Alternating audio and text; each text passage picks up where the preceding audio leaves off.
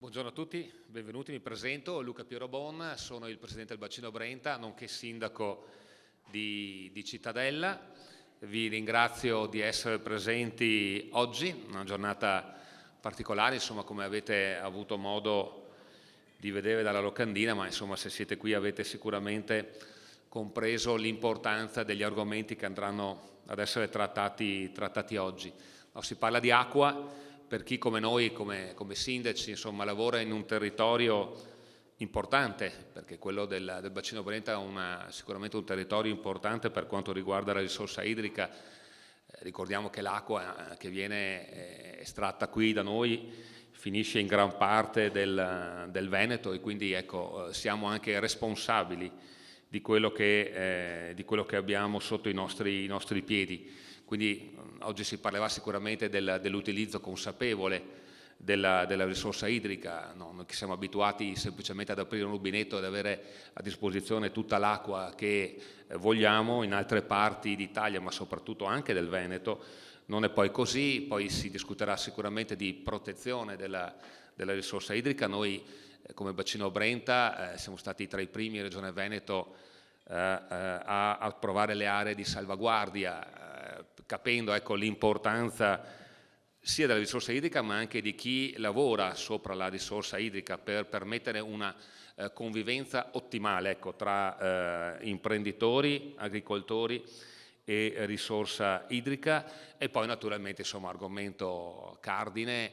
quello della biodiversità, anche qui la notizia importante per questo territorio è che nel 2023 la Regione ci ha nominato ente gestore del sito Natura 2000 e quindi della zona diciamo, del Brenta, coinvolgendo, e questa è la parte importante, non solo i comuni rivieraschi, quelli che quindi vivono lungo il fiume Brenta e magari hanno una conoscenza e anche una sensibilità maggiore, ma anche tutti gli altri comuni che comunque della risorsa idrica che viene utilizzata appunto, ne traggono vantaggio.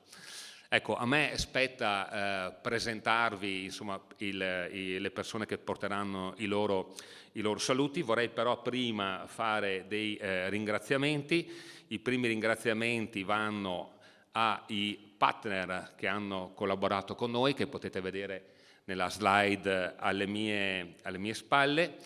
Poi altri ringraziamenti ai cofinanziatori, che sono 15 comuni, che hanno avuto da subito la sensibilità di comprendere l'importanza di questo progetto. E poi gli sponsor, insomma chi lavora nel pubblico sa quanto importante è l'aiuto da parte dei privati a livello economico, ma questo anche ci dà un qualcosa in più perché ci soddisfa ecco, vedere che dei privati capiscono l'importanza di determinati argomenti e vogliono per questo esserne parte. Ecco. Io mi fermo perché i tempi sono molto stretti e lascerei la parola per un saluto, ecco, circa 3-4 minuti di tempo a testa, a Dino Cavinato, direttore della Fondazione Ghirardi Onlus. Ringrazio il sindaco di Cittadella che ha dato questa opportunità e come Fondazione Ghirardi vi do il benvenuto. Il benvenuto lo do anche a nome della Regione del Veneto, anche se qui abbiamo un rappresentante, l'assessore Bottacin, che saluto cordialmente, perché questa villa è di proprietà della Regione del Veneto e noi come Fondazione Ghirardi in un accordo sottoscritto al momento della compravendita della villa, era già proprietà della Fondazione Ghirardi, abbiamo concordato che possiamo favorire queste occasioni come questa. Quindi per noi è un grande onore ospitarvi e darvi il benvenuto qui in questa Galleria delle Conchiglie, ma anche a Piazzola sul Brenta.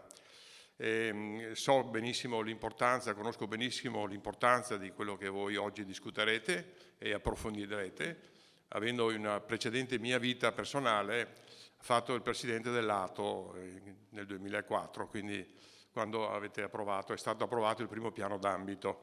in cui la tutela delle fonti, come diceva adesso il sindaco di Cittadella, è una cosa molto importante che noi dobbiamo, come dire, fare, ma dobbiamo anche proporre e sostenere e anche diffondere come cultura. E io mi fermerei qua, se non per aggiungervi un'altra cosetta. Piazzola sul Brenta è un paese, una realtà, una città che è confinante col Brenta, quindi ha una particolare sensibilità ambientale, è storicamente riconosciuta, ma è anche una realtà, diciamo così, culturale, possiamo definirla, in senso lato, perché ha uno strettissimo rapporto, che è il Brenta, diciamo così, il tramite, con Venezia. E noi quindi a questo noi siamo molto legati. E quindi anche per confermare e consacrare questo rapporto, la Fondazione propone momenti di attività e di proposte culturali che diciamo così, che pescono nel bacino veneziano.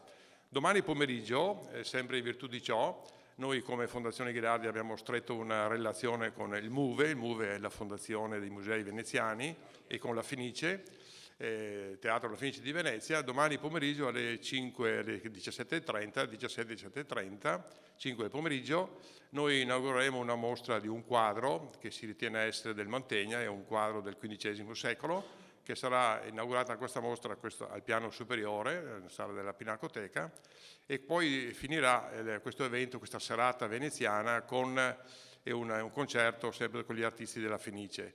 Quindi ecco, per dire che questo rapporto anche culturale che il Brenta offre, questi stimoli, queste idee che vengono appunto, nascono appunto da questa cultura con il Brenta, con il fiume, appunto con questo legame anche territoriale al quale noi teniamo molto, fra Piazzola, ma non solo, ma tutta la nostra area, e Venezia. Detto questo, non mi resta che, come dire, augurarvi un ottimo lavoro, un ottimo approfondimento per le vostre mission che ognuno di voi giornalmente e quotidianamente porta avanti, sempre a tutela e in nome dell'acqua, questo bene infinito che viene però sempre meno considerato, oppure viene sempre meno come quantità. Grazie per l'ascolto e grazie ancora di tutto. Grazie Presidente. Ora lascio la parola al Presidente del Consiglio di Etra, Flavio Frassonna. Buongiorno a tutti.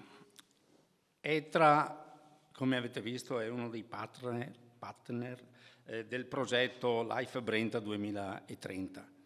Ma Etra non è soltanto un sostenitore di questo progetto, è l'ente gestore del servizio idrico integrato della società Etra, partecipata da 70 comuni del nostro territorio suddivisi tra Padova e Vicenza.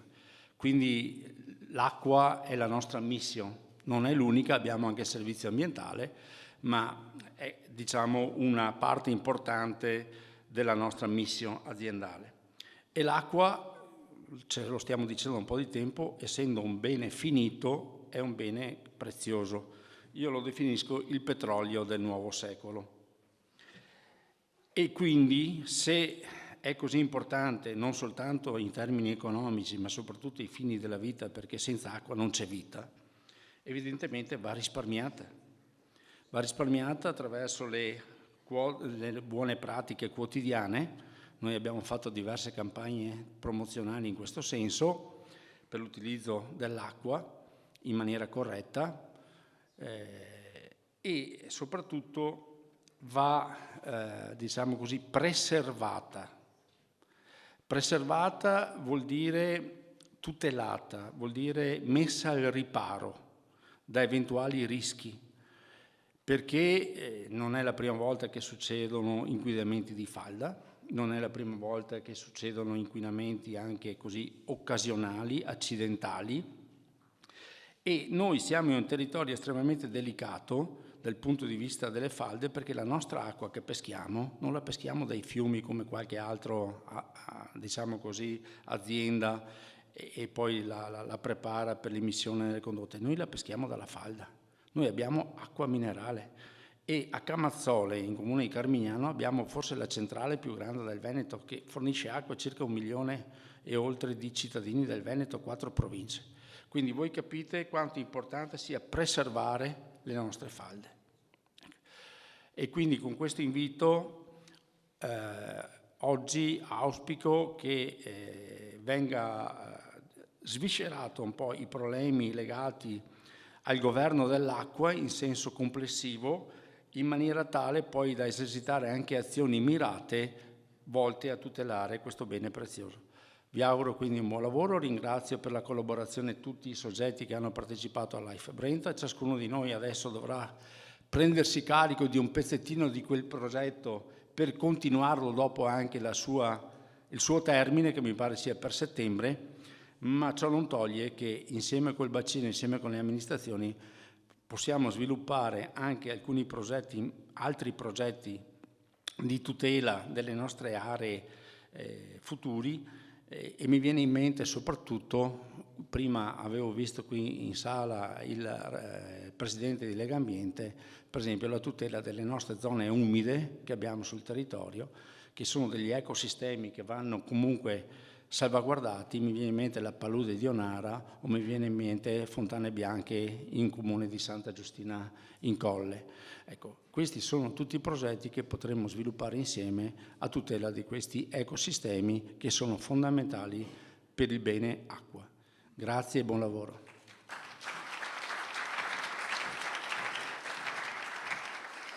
Grazie Presidente. Doveva essere arrivato, con noi, scusate, Filippo Brandolini, Presidente di Utilitalia. Non so se è arrivato perché era un po' in ritardo.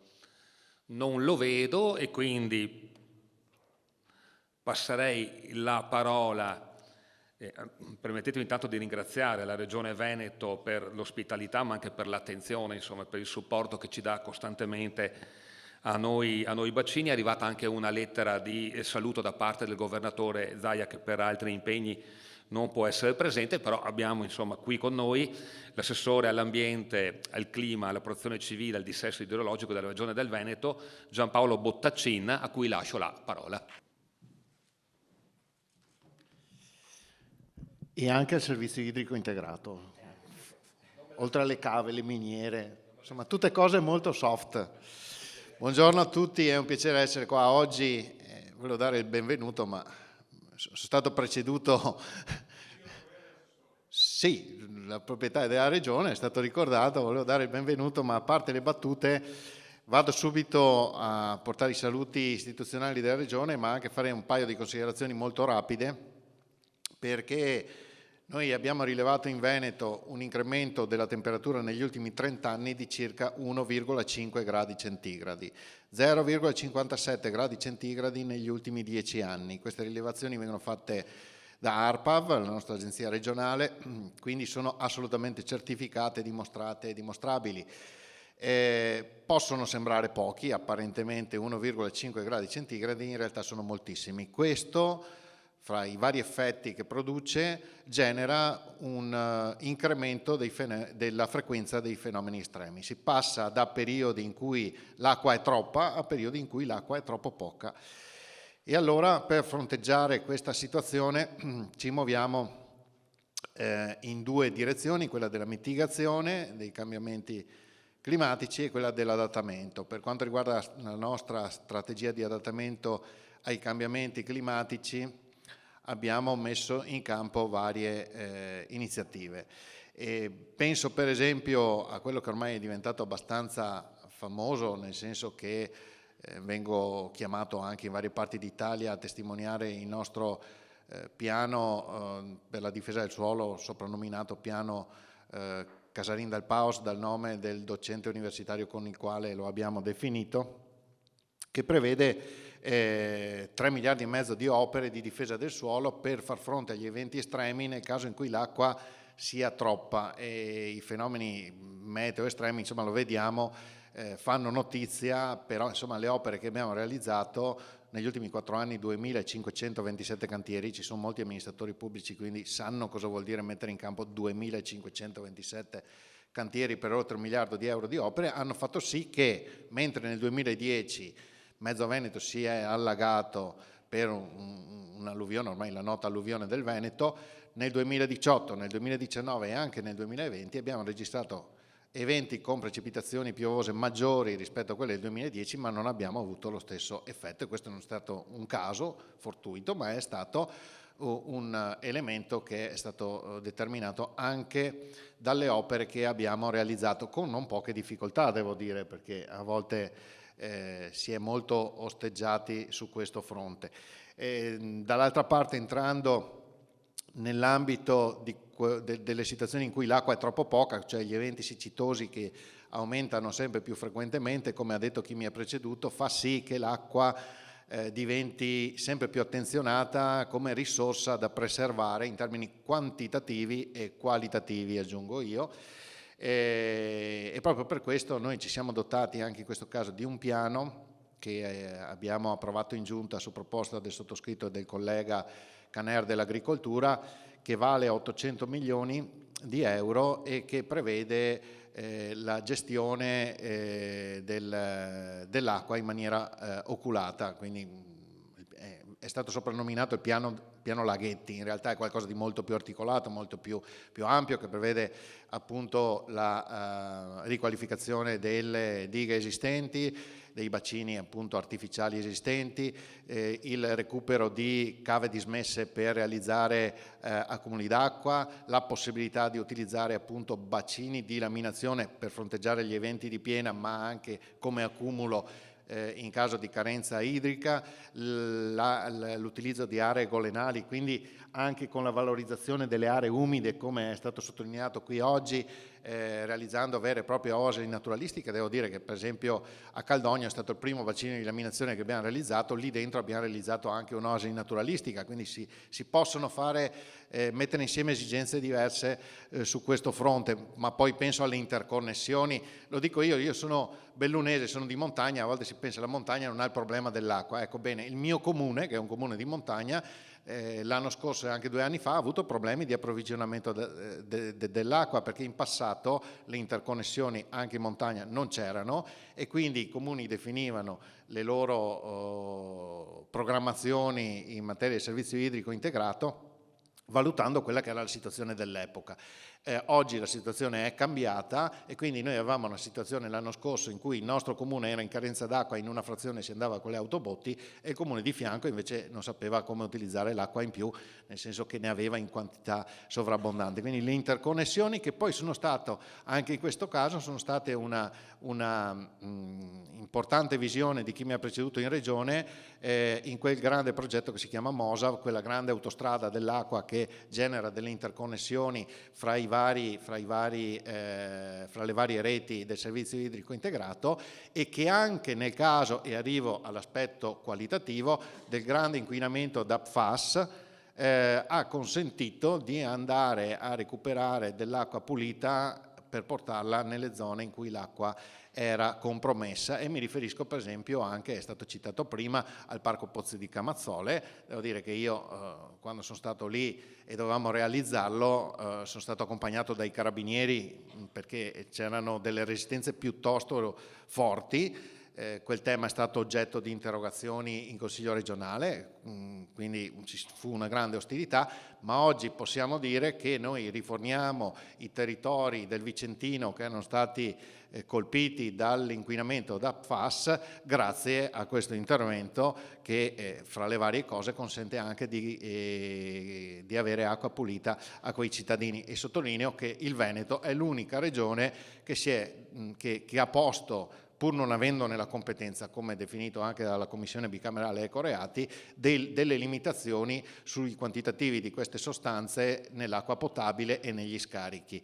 E lo sottolineo perché a volte ci si dimentica, non ce l'ho con i programmi d'inchiesta, però che si venga sempre a ricordare che il Veneto è l'unico caso in cui c'è questo problema dei PFAS è una bugia clamorosa, perché noi rileviamo, e abbiamo fatto la denuncia alla Procura della Repubblica, il transito sul Po in ingresso in Veneto di quantitativi di sostanze PFAS pari a 2000 volte quello che fuoriesce dal sito Miteni appunto inquinato. Quindi vuol dire che arrivano da altre regioni dove non si è posti il problema.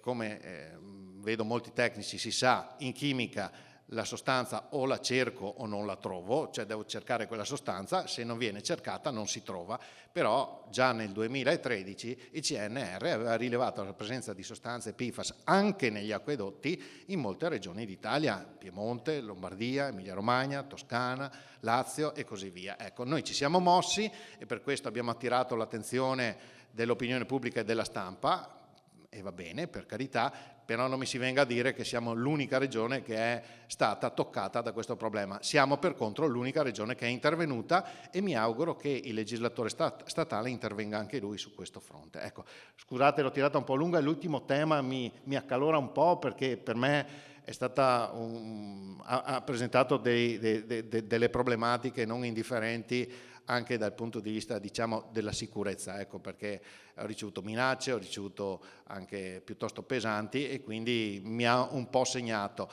Però la direzione giusta è questa, io ritengo che se abbiamo fatto questo è perché volevamo preservare la tutela dei cittadini, preservare la salute dei cittadini, tutelandoli sia in termini qualitativi che in termini quantitativi. Ecco. Per cui io credo che l'iniziativa di oggi sia assolutamente importante e virtuosa, perché pone al centro il tema della risorsa idrica.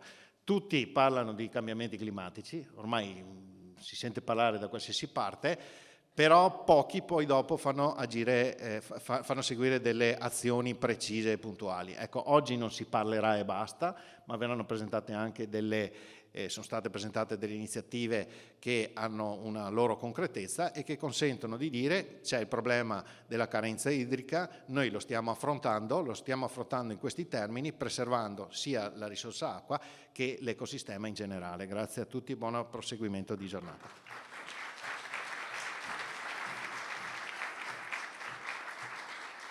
Grazie Assessore.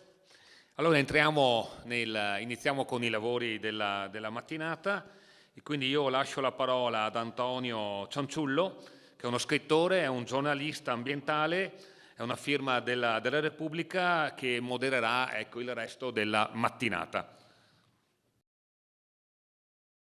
Grazie dell'invito a moderare questa mattinata e in questa cornice straordinaria che costituisce il miglior biglietto da visita per le cose che andremo a dire, perché questa villa è collegata al Brenta da un sistema straordinario di giardini ed è un manifesto del rapporto tra l'acqua e la bellezza che nasce nel Rinascimento, in realtà anche prima, no? Questa villa lo testimonia. Le vie dell'acqua sono proprio quello che noi cercheremo di misurare con le loro connessioni, ma prima di entrare nel merito tecnico di una serie di elementi che andremo a toccare, volevo dare la parola a Andrea Bariselli, psicologo neuroscienziato, per il suo intervento introduttivo che si chiama Future Planet Design, le neuroscienze come possono aiutare a comprendere la complessità, che è un argomento molto ampio e del resto già 2600 anni fa c'era un altro signore che si chiamava Talete e che aveva sviluppato, prima di Socrate, un sistema filosofico che era basato sul principio dell'acqua come elemento conduttore e sviluppatore di tutta la vita. Dal punto di vista scientifico forse questa ipotesi oggi appare un pochino larga, però l'acqua ci può ancora aiutare a comprendere molto. Bariselli forse ci aiuterà anche lui con questo suo intervento. Prego. Tanto. Buongiorno a tutti. Detta una metafora sembra un pesce fuor d'acqua perché mi occupo di cervello, però ne siete tutti immagino dotati e quindi è funzionante. Quello che faremo oggi è una rapidissima carrellata, secondo me interessante, della connessione che gli esseri umani hanno con l'acqua e del perché è un tema così importante anche per noi. Vabbè, questa è la premessa. Okay. La prima domanda però interessante e tanti temi che stamattina ho visto anche dai relatori che hanno preceduto un po' scavano in questa domanda e anche un po' da dove veniamo, perché noi abbiamo dimenticato anche la premessa. Quando noi vediamo un'immagine come questa, dove tra l'altro c'è un lago, che è il lago Michigan di Chicago, noi diamo per scontato che questo oggi è il nostro habitat, ma per la stragrande maggioranza del tempo che noi calpestiamo questo pianeta Noi siamo stati, si dice, cercatori raccoglitori, cioè siamo stati comunque nella natura. Significa anche un piccolo dettaglio, che tutto il nostro sistema cognitivo, biologico e fisiologico si è adattato ad un sistema di riferimento, che era questo. La cosa però curiosa, quando pensiamo invece al contesto di oggi, e si parla moltissimo di smart cities, noi da un contesto naturale improvvisamente siamo diventati una specie urbana, ormai più della metà della popolazione mondiale vive in un contesto urbano, e a pensarci bene un sistema che si è adattato alla natura e all'ambiente e che oggi vive in un contesto come questo, la prima cosa che balza all'occhio è la quantità, ad esempio, strabordante di stimoli alla quale il nostro cervello oggi deve fare attenzione, è una quantità gigantesca. Questo lo dico perché tutto quello che noi facciamo nella nostra vita, quello a cui ci esponiamo, i contesti, anche questa mattina, ha un influsso e un impatto sul nostro cervello, continua a cambiarlo. Pensate ad esempio che si stima che un utente su 10 tocca più di 5.000 volte al giorno lo schermo del proprio smartphone.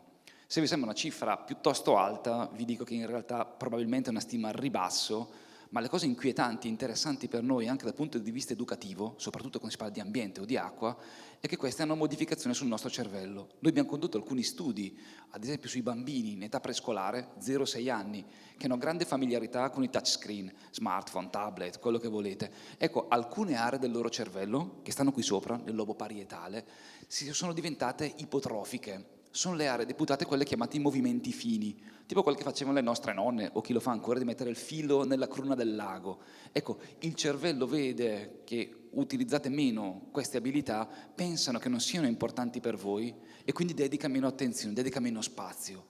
La cosa interessante è che questo, e anche inquietante, diventa un fattore ereditario. Dalla generazione successiva questi bambini o questi futuri adulti partiranno con questo gap.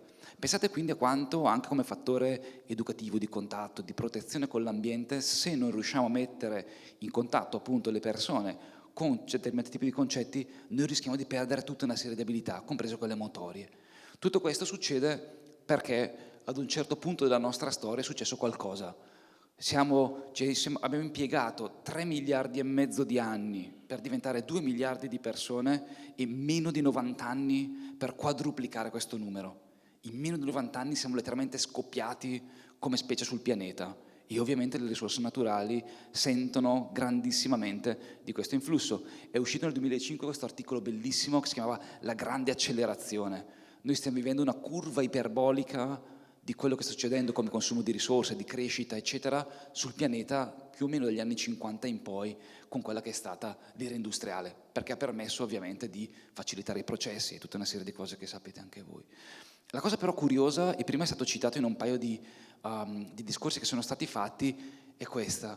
Noi abbiamo proliferato su questo pianeta sotto l'influsso di un grandissimo vantaggio ambientale che spesso non consideriamo. Quando guardiamo questo grafico, che immagino tutti abbiate visto in tutte le salse, parla di quello che è il progressivo riscaldamento della superficie terrestre, quello che noi notiamo sulla parte di destra, scusatemi, di sinistra, perché voi la guardate da lì, è una sola cosa. Se abbiamo vissuto nell'Olocene, che significava sempre nuovo, ma anche sempre uguale, se il mondo era sempre uguale e con poche variazioni, permetteva di fare una cosa che per gli esseri umani è fondamentale, cioè prevedere il futuro.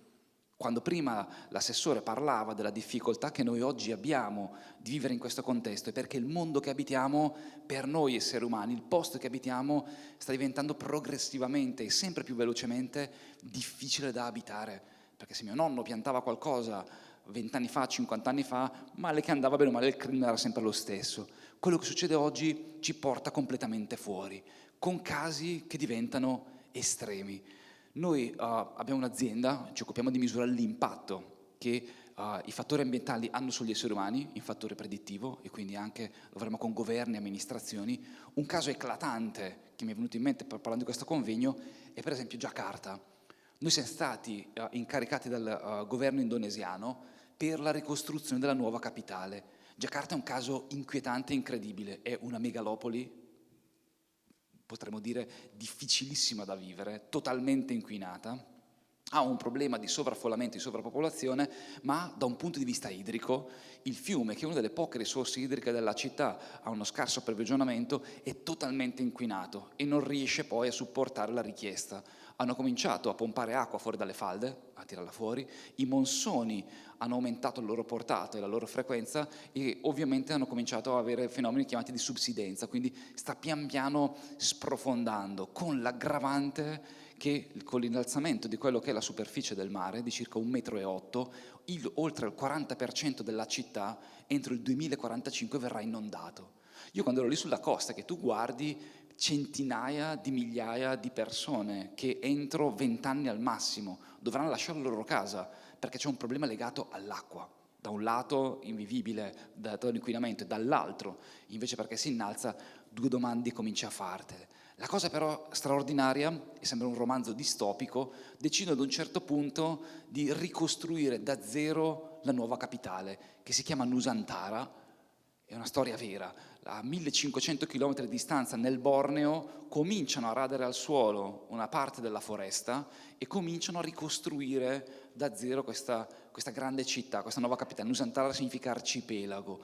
E il primo lotto verrà inaugurato quest'estate con il municipio, l'ospedale, la scuola, ma la domanda vera che ci stiamo ponendo tutti oggi è, sapendo che il primo modello ha fallito, il primo modello di città, ha fallito per lo stesso motivo per cui è proliferata, come la ripensi da zero una città dove possono abitare altre migliaia o milioni di persone? Potranno tutti spostarsi? Riusciranno a portare avanti questo tema? Cioè la domanda vera a cui tutti oggi ci poniamo è che impatto avrà una città o come verrà costruita, come le amministrazioni oggi hanno strumenti per immaginare che impatto hanno gli investimenti di oggi sul futuro delle persone. È un domandone.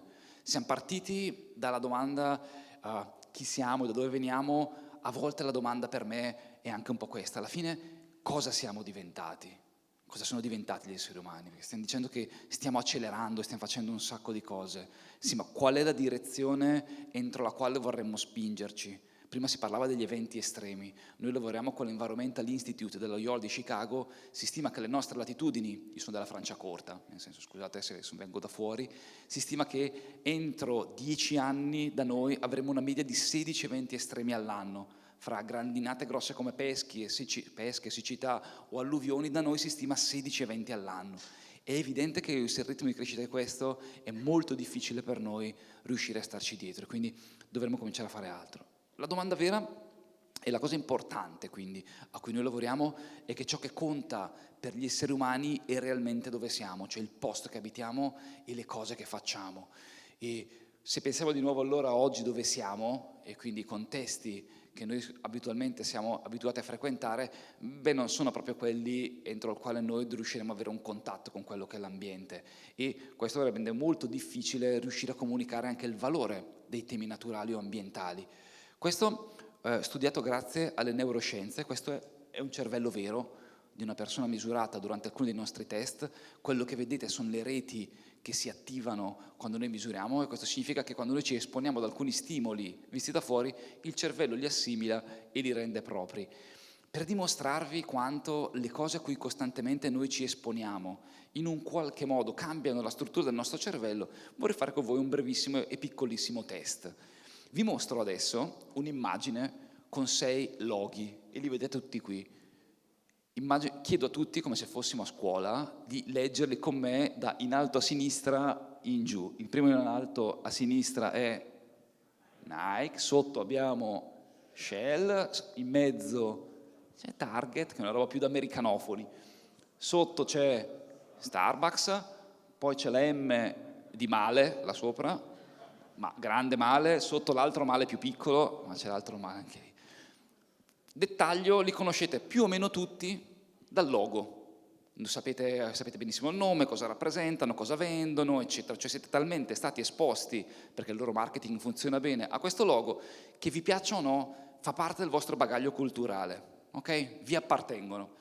Adesso, senza che guardiate su Google, parliate fra di voi, eccetera, anche se qualcuno qui sicuramente le conosce, vi mostro, e vi prego però di non parlare tra di voi, 3 delle più comuni specie di piante presenti nelle nostre latitudini. E chiedo, fate gli adulti per un attimo, chiedo a chi le conosce tutte e 3 di alzare la mano, ok?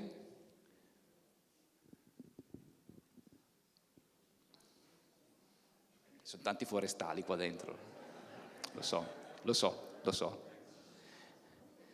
Però guardatevi intorno quante mani alzate vedete. Ve lo dico io? Questa è? Mezzo? Tutti bravi adesso, eh? Questo? Il castagno. Adesso vi faccio io una domanda. E la domanda è: come siete finiti così? Perché il problema è proprio il problema per gli esseri umani, quando parliamo di cervello, di ambiente, eccetera. Il problema è proprio questo. Si facciamo vedere dei loghi, eccetera, tutti. Quando si parla di ambiente, di natura, ci hanno fatto 2 storie così, ESG, sostenibilità, tutte queste cose. Ma il problema nostro è che non sappiamo nemmeno più cos'è la natura. Non sappiamo più nemmeno dare un nome alla pianta che c'è qua fuori. Se vi apro la finestra, sono sicuro che una di queste le becco. E che noi siamo diventati questi qua. Se noi oggi realmente vogliamo recuperare il valore delle risorse ambientali, forse il primo passo è la conoscenza. Noi non possiamo né proteggere, né amare, né tutelare qualcosa che non conosciamo. Non abbiamo più il senso del valore di queste cose. È per questo che noi lavoriamo con gli esseri umani, perché altrimenti andare a inquinare un fiume, cambiare il corso di un torrente o non avere acqua pulita o dar per scontato che questa arrivi dal mio rubinetto, per noi non ha completamente senso. Il valore è proprio riuscire a recuperare questo passaggio. È colpa della tecnologia, secondo voi? In parte sì e in parte no. Se la tecnologia toglie, la tecnologia dà. Se noi oggi riusciamo a fare tutto questo tipo di lavoro è perché la tecnologia ci permette oggi di misurare una serie di cose, con un vantaggio, e su questi chiudiamo, che gli esseri umani nascono semi-programmati. Noi siamo l'unica specie che conosciamo al mondo che nasce con la possibilità costante di imparare. Chi ha mai visto nascere un vitellino sa che dopo pochissimi minuti si sa reggere in piedi, o un delfino in mare dopo pochissimi istanti può nuotare, ma sono perfettamente adattati al loro sistema. Gli esseri umani sono gli unici che possono abitare oggi tutta la biosfera con grandissima adattabilità. Impieghiamo quasi 1 anno per riuscire a camminare, quasi 2 per poter parlare, ma perché abbiamo la possibilità costante di poter imparare e apprendere tutta una serie di nozioni. E sul tema, posso scorrerle da qui? Sì, certo, la speaker mi dirà di sì. Sul tema dell'acqua c'è un passaggio interessantissimo. Quando parliamo di acqua, al di là del fatto che noi siamo composti per la stragrande maggioranza di acqua, oltre il 75%, per noi ha un valore primordiale. Nasciamo nell'acqua, nel grembo materno, e se tutti oggi per un secondo pensate a un ricordo piacevole o positivo, io sono convinto che la stragrande maggioranza di voi, un ricordo di pace o rilassante, ha un ricordo di acqua. L'attrazione per noi è quasi magica, ancestrale, è l'unico elemento che noi conosciamo che riesce a generare una sorta di moderata trance meditativa a chiunque gli si avvicini, toccandolo, standoci vicini, sopra, sotto. L'acqua fa parte del nostro contesto. Il vantaggio e il valore per noi, come dicevo, è riuscire a portare gli esseri umani a comprendere quale tipo di valore ha e quale tipo di tutela ha. C'è un lavoro bellissimo, un libro che si chiama Blue Mind, che vi invito a leggere prima o poi, che parla di quanto questo per noi sia un valore assolutamente inestimabile. E chiudo dicendo 2 cose. La prima, che chi studia anche insieme a noi e altri team il pianeta scopre ad un certo punto che chi studia tutti i cicli biogeochimici della Terra, e anche noi compresi, c'è una grande interconnessione fra tutto, e non è misticismo o esoterismo. La Terra è un grande organismo con diversi apparati, della quale se io modifico qualcosa su un versante è inevitabile che questo abbia riflesso su tutto il resto. E quindi ogni singola azione di ogni singolo comune, amministrazione, Stato o governo ha un impatto su piccola e media larga scala, anche se non lo vuole. E questo per noi ci dà il senso di quanto sia sempre tutto legato. La domanda che però ci fanno spessissimo, e che facciamo un po' anche a voi, però è: quale futuro? Perché il futuro degli esseri umani non è mai stato incerto quanto lo è oggi. Abbiamo un grandissimo potenziale davanti, ed è evidente, ma anche dei grandissimi rischi, ambientali da un lato, e poi ci mettiamo anche noi come specie a combinare qualche disastro, purtroppo. C'è una cosa però che io ho capito degli esseri umani dopo quasi 20 anni che li studio un po' in tutto il mondo, e misurato credo qualche decina di migliaia di cervelli. c'è una cosa che su di noi ha sempre valore e vantaggio, c'è una cosa che funziona sempre per noi, ed è riuscire a spingere di nuovo tutti noi a riscoprire il senso di meraviglia e gratitudine. Se riusciamo nuovamente a vedere all'interno del mondo le logiche e la bellezza di quelli che sono tutti i fenomeni naturali, come se li guardasse un bambino, ecco, noi abbiamo di nuovo la possibilità per aiutare le persone a comprendere il valore di quello che succede. Se ci pensate bene a quanta bellezza noi togliamo quotidianamente dalle nostre vite, a quanta poca bellezza ci esponiamo. Se invece riusciamo a recuperare questa molla come se fosse una potente lente di ingrandimento che ci permette di capire anche le cose, ecco, io sono convinto che noi riusciremo a comprendere anche il valore di quello che stiamo facendo, anche di un valore quanto quella che è l'acqua, anche perché, mi spiace ricordarvelo, qui alla fine dura tutto un attimo. Grazie.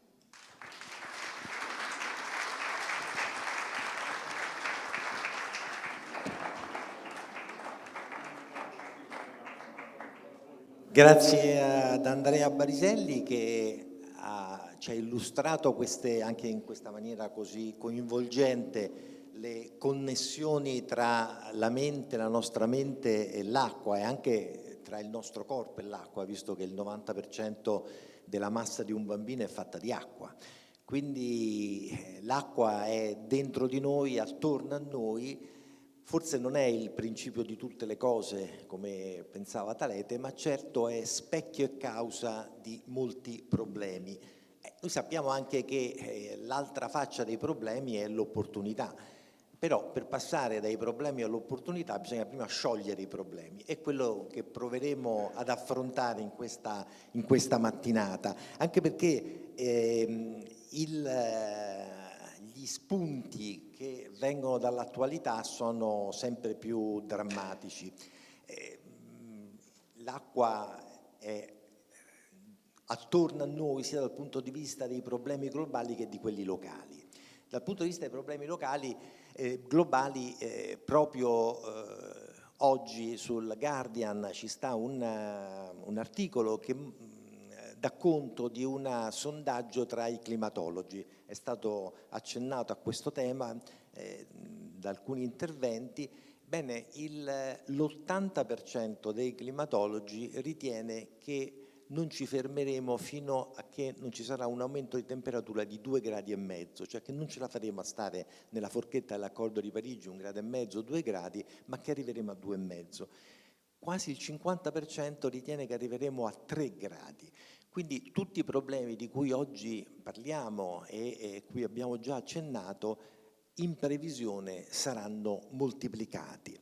Il che vuol dire che bisognerà rivedere il nostro rapporto con l'acqua, il valore dell'acqua. Se noi pensiamo che negli ultimi 100 anni la domanda è aumentata di 6 volte, è difficile immaginare che reggeremo a un aumento analogo nei prossimi decenni, anche perché l'acqua, lo sappiamo, è un po' difficile da portare.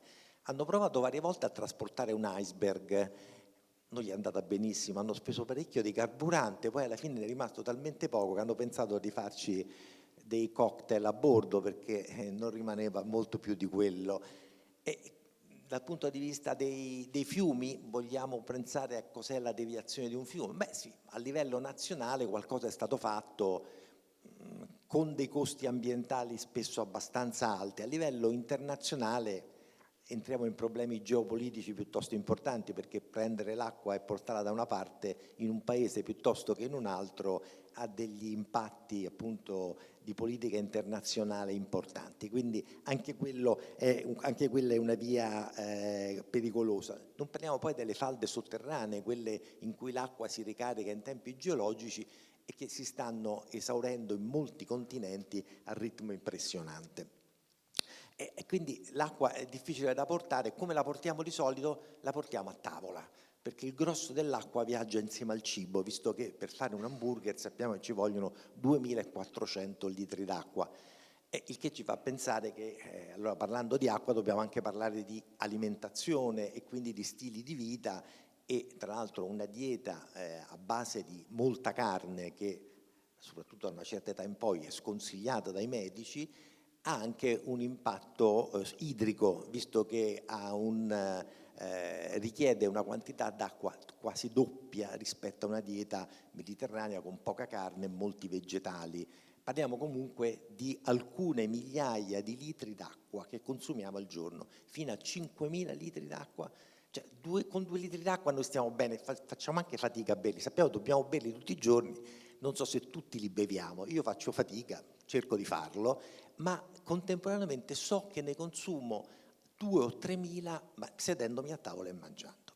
Insomma, il tema dell'acqua è un tema che arriva molto lontano e che a livello locale, prima lo accennava l'assessore, comporta anche invece problemi diversi, non di macro inquinamento ma di inquinamento puntuale. Anche qui c'è una notizia degli ultimi giorni, perché l'Università di Padova e il Centro Studi Romagnolo sui tumori hanno fatto una ricerca e hanno visto che nelle 3 province qua attorno, Vicenza, Padova, dunque erano 3 province, c'erano Vicenza, Padova e Verona, ecco, e Verona c'è un eccesso di 4.000 morti nelle aree che sono servite da acquedotti coinvolti nella vicenda degli PFAS.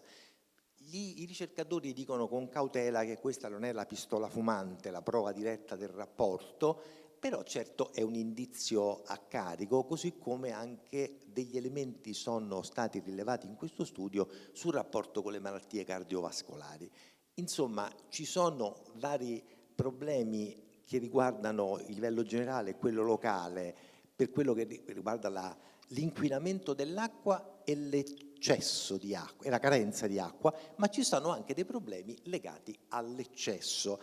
E di tutto questo parliamo adesso, e chiamo qui a parlarne insieme a me Milo Fiasconaro, direttore esecutivo di Acqua Pubblica Europea, Andrea Guerrini del Collegio dell'ARERA e presidente del VAREG, il network dei regolatori idrici europei, e Alessandro Leonardi, amministratore delegato di Etifor.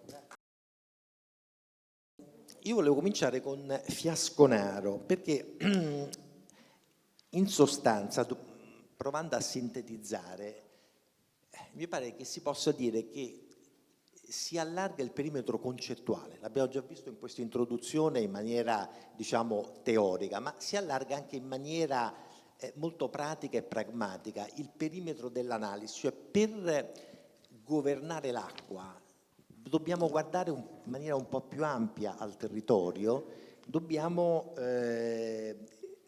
vedere come sono gestiti i boschi, come è gestito l'intero bacino.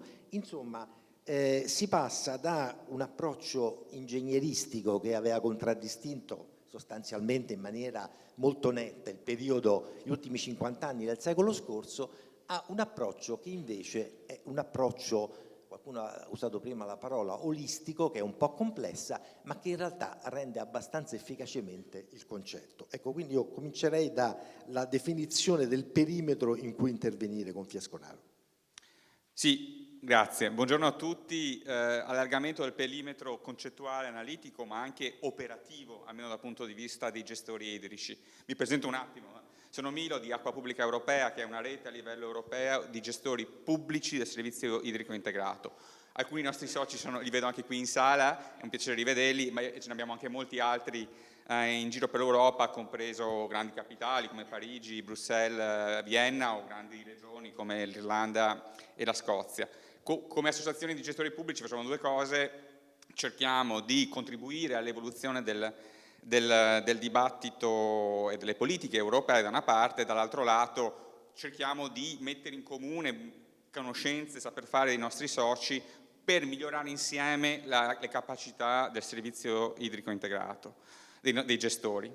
Ecco, a proposito del titolo della sessione, il servizio idrico del futuro, noi qualche anno fa abbiamo fatto una pubblicazione in occasione dei 10 anni della nostra associazione, che si chiamava, magari in modo un po' ambizioso, il servizio idrico pubblico del futuro. E cosa abbiamo fatto? Siamo andati a spulciare le strategie di medio periodo dei gestori pubblici a livello europeo per cercare di vedere quali erano gli elementi comuni, qual era la direzione di marcia. E quello che vediamo appunto in Italia, ma come anche nel resto d'Europa, è un allargamento del perimetro delle operazioni dei gestori. Perimetro in che senso? Qui magari per quello che dico per molti è banale, perché sono ospite appunto di un gestore tra le altre.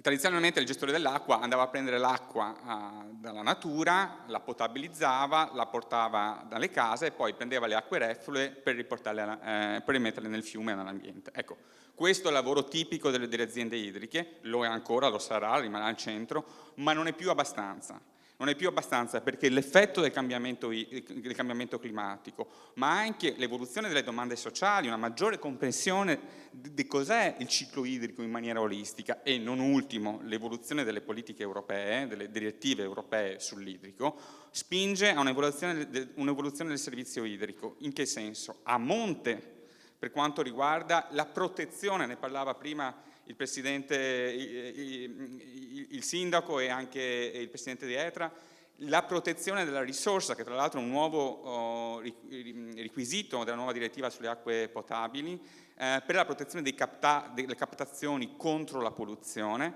l'inquinamento, ma anche a monte per cercare di misure di salvaguardia contro il rischio siccitoso e delle inondazioni. A valle del ciclo idrico con nuovi obblighi di recupero dell'energia, dei nutrimenti nelle acque reflue, ma anche con nuovi obblighi, necessità di riutilizzare le acque reflue per fini produttivi o urbani. E al centro, per tutto ciò che è gestione delle acque meteoriche in ambito urbano e non solo, che questo era un po' un campo che veniva scoperto. Ecco, noi vediamo questo allargamento del perimetro di competenze e responsabilità delle aziende idriche che ha due conseguenze dal nostro punto di vista. Si parlava anche di opportunità nel cambiamento. Ecco, sicuramente è una sfida per i servizi idrici perché questo richiede aggregare e integrare nuove competenze, nuove capacità, nuove aree operative, nuovo personale con nuove saper fare. Ma non è solo un cambiamento quantitativo, più cose da fare, più competenze, è anche un cambiamento qualitativo, noi crediamo, sulla missione del servizio pubblico dell'acqua, che da gestore di un servizio, il servizio idrico, diventa gestore della risorsa. E cosa significa concretamente?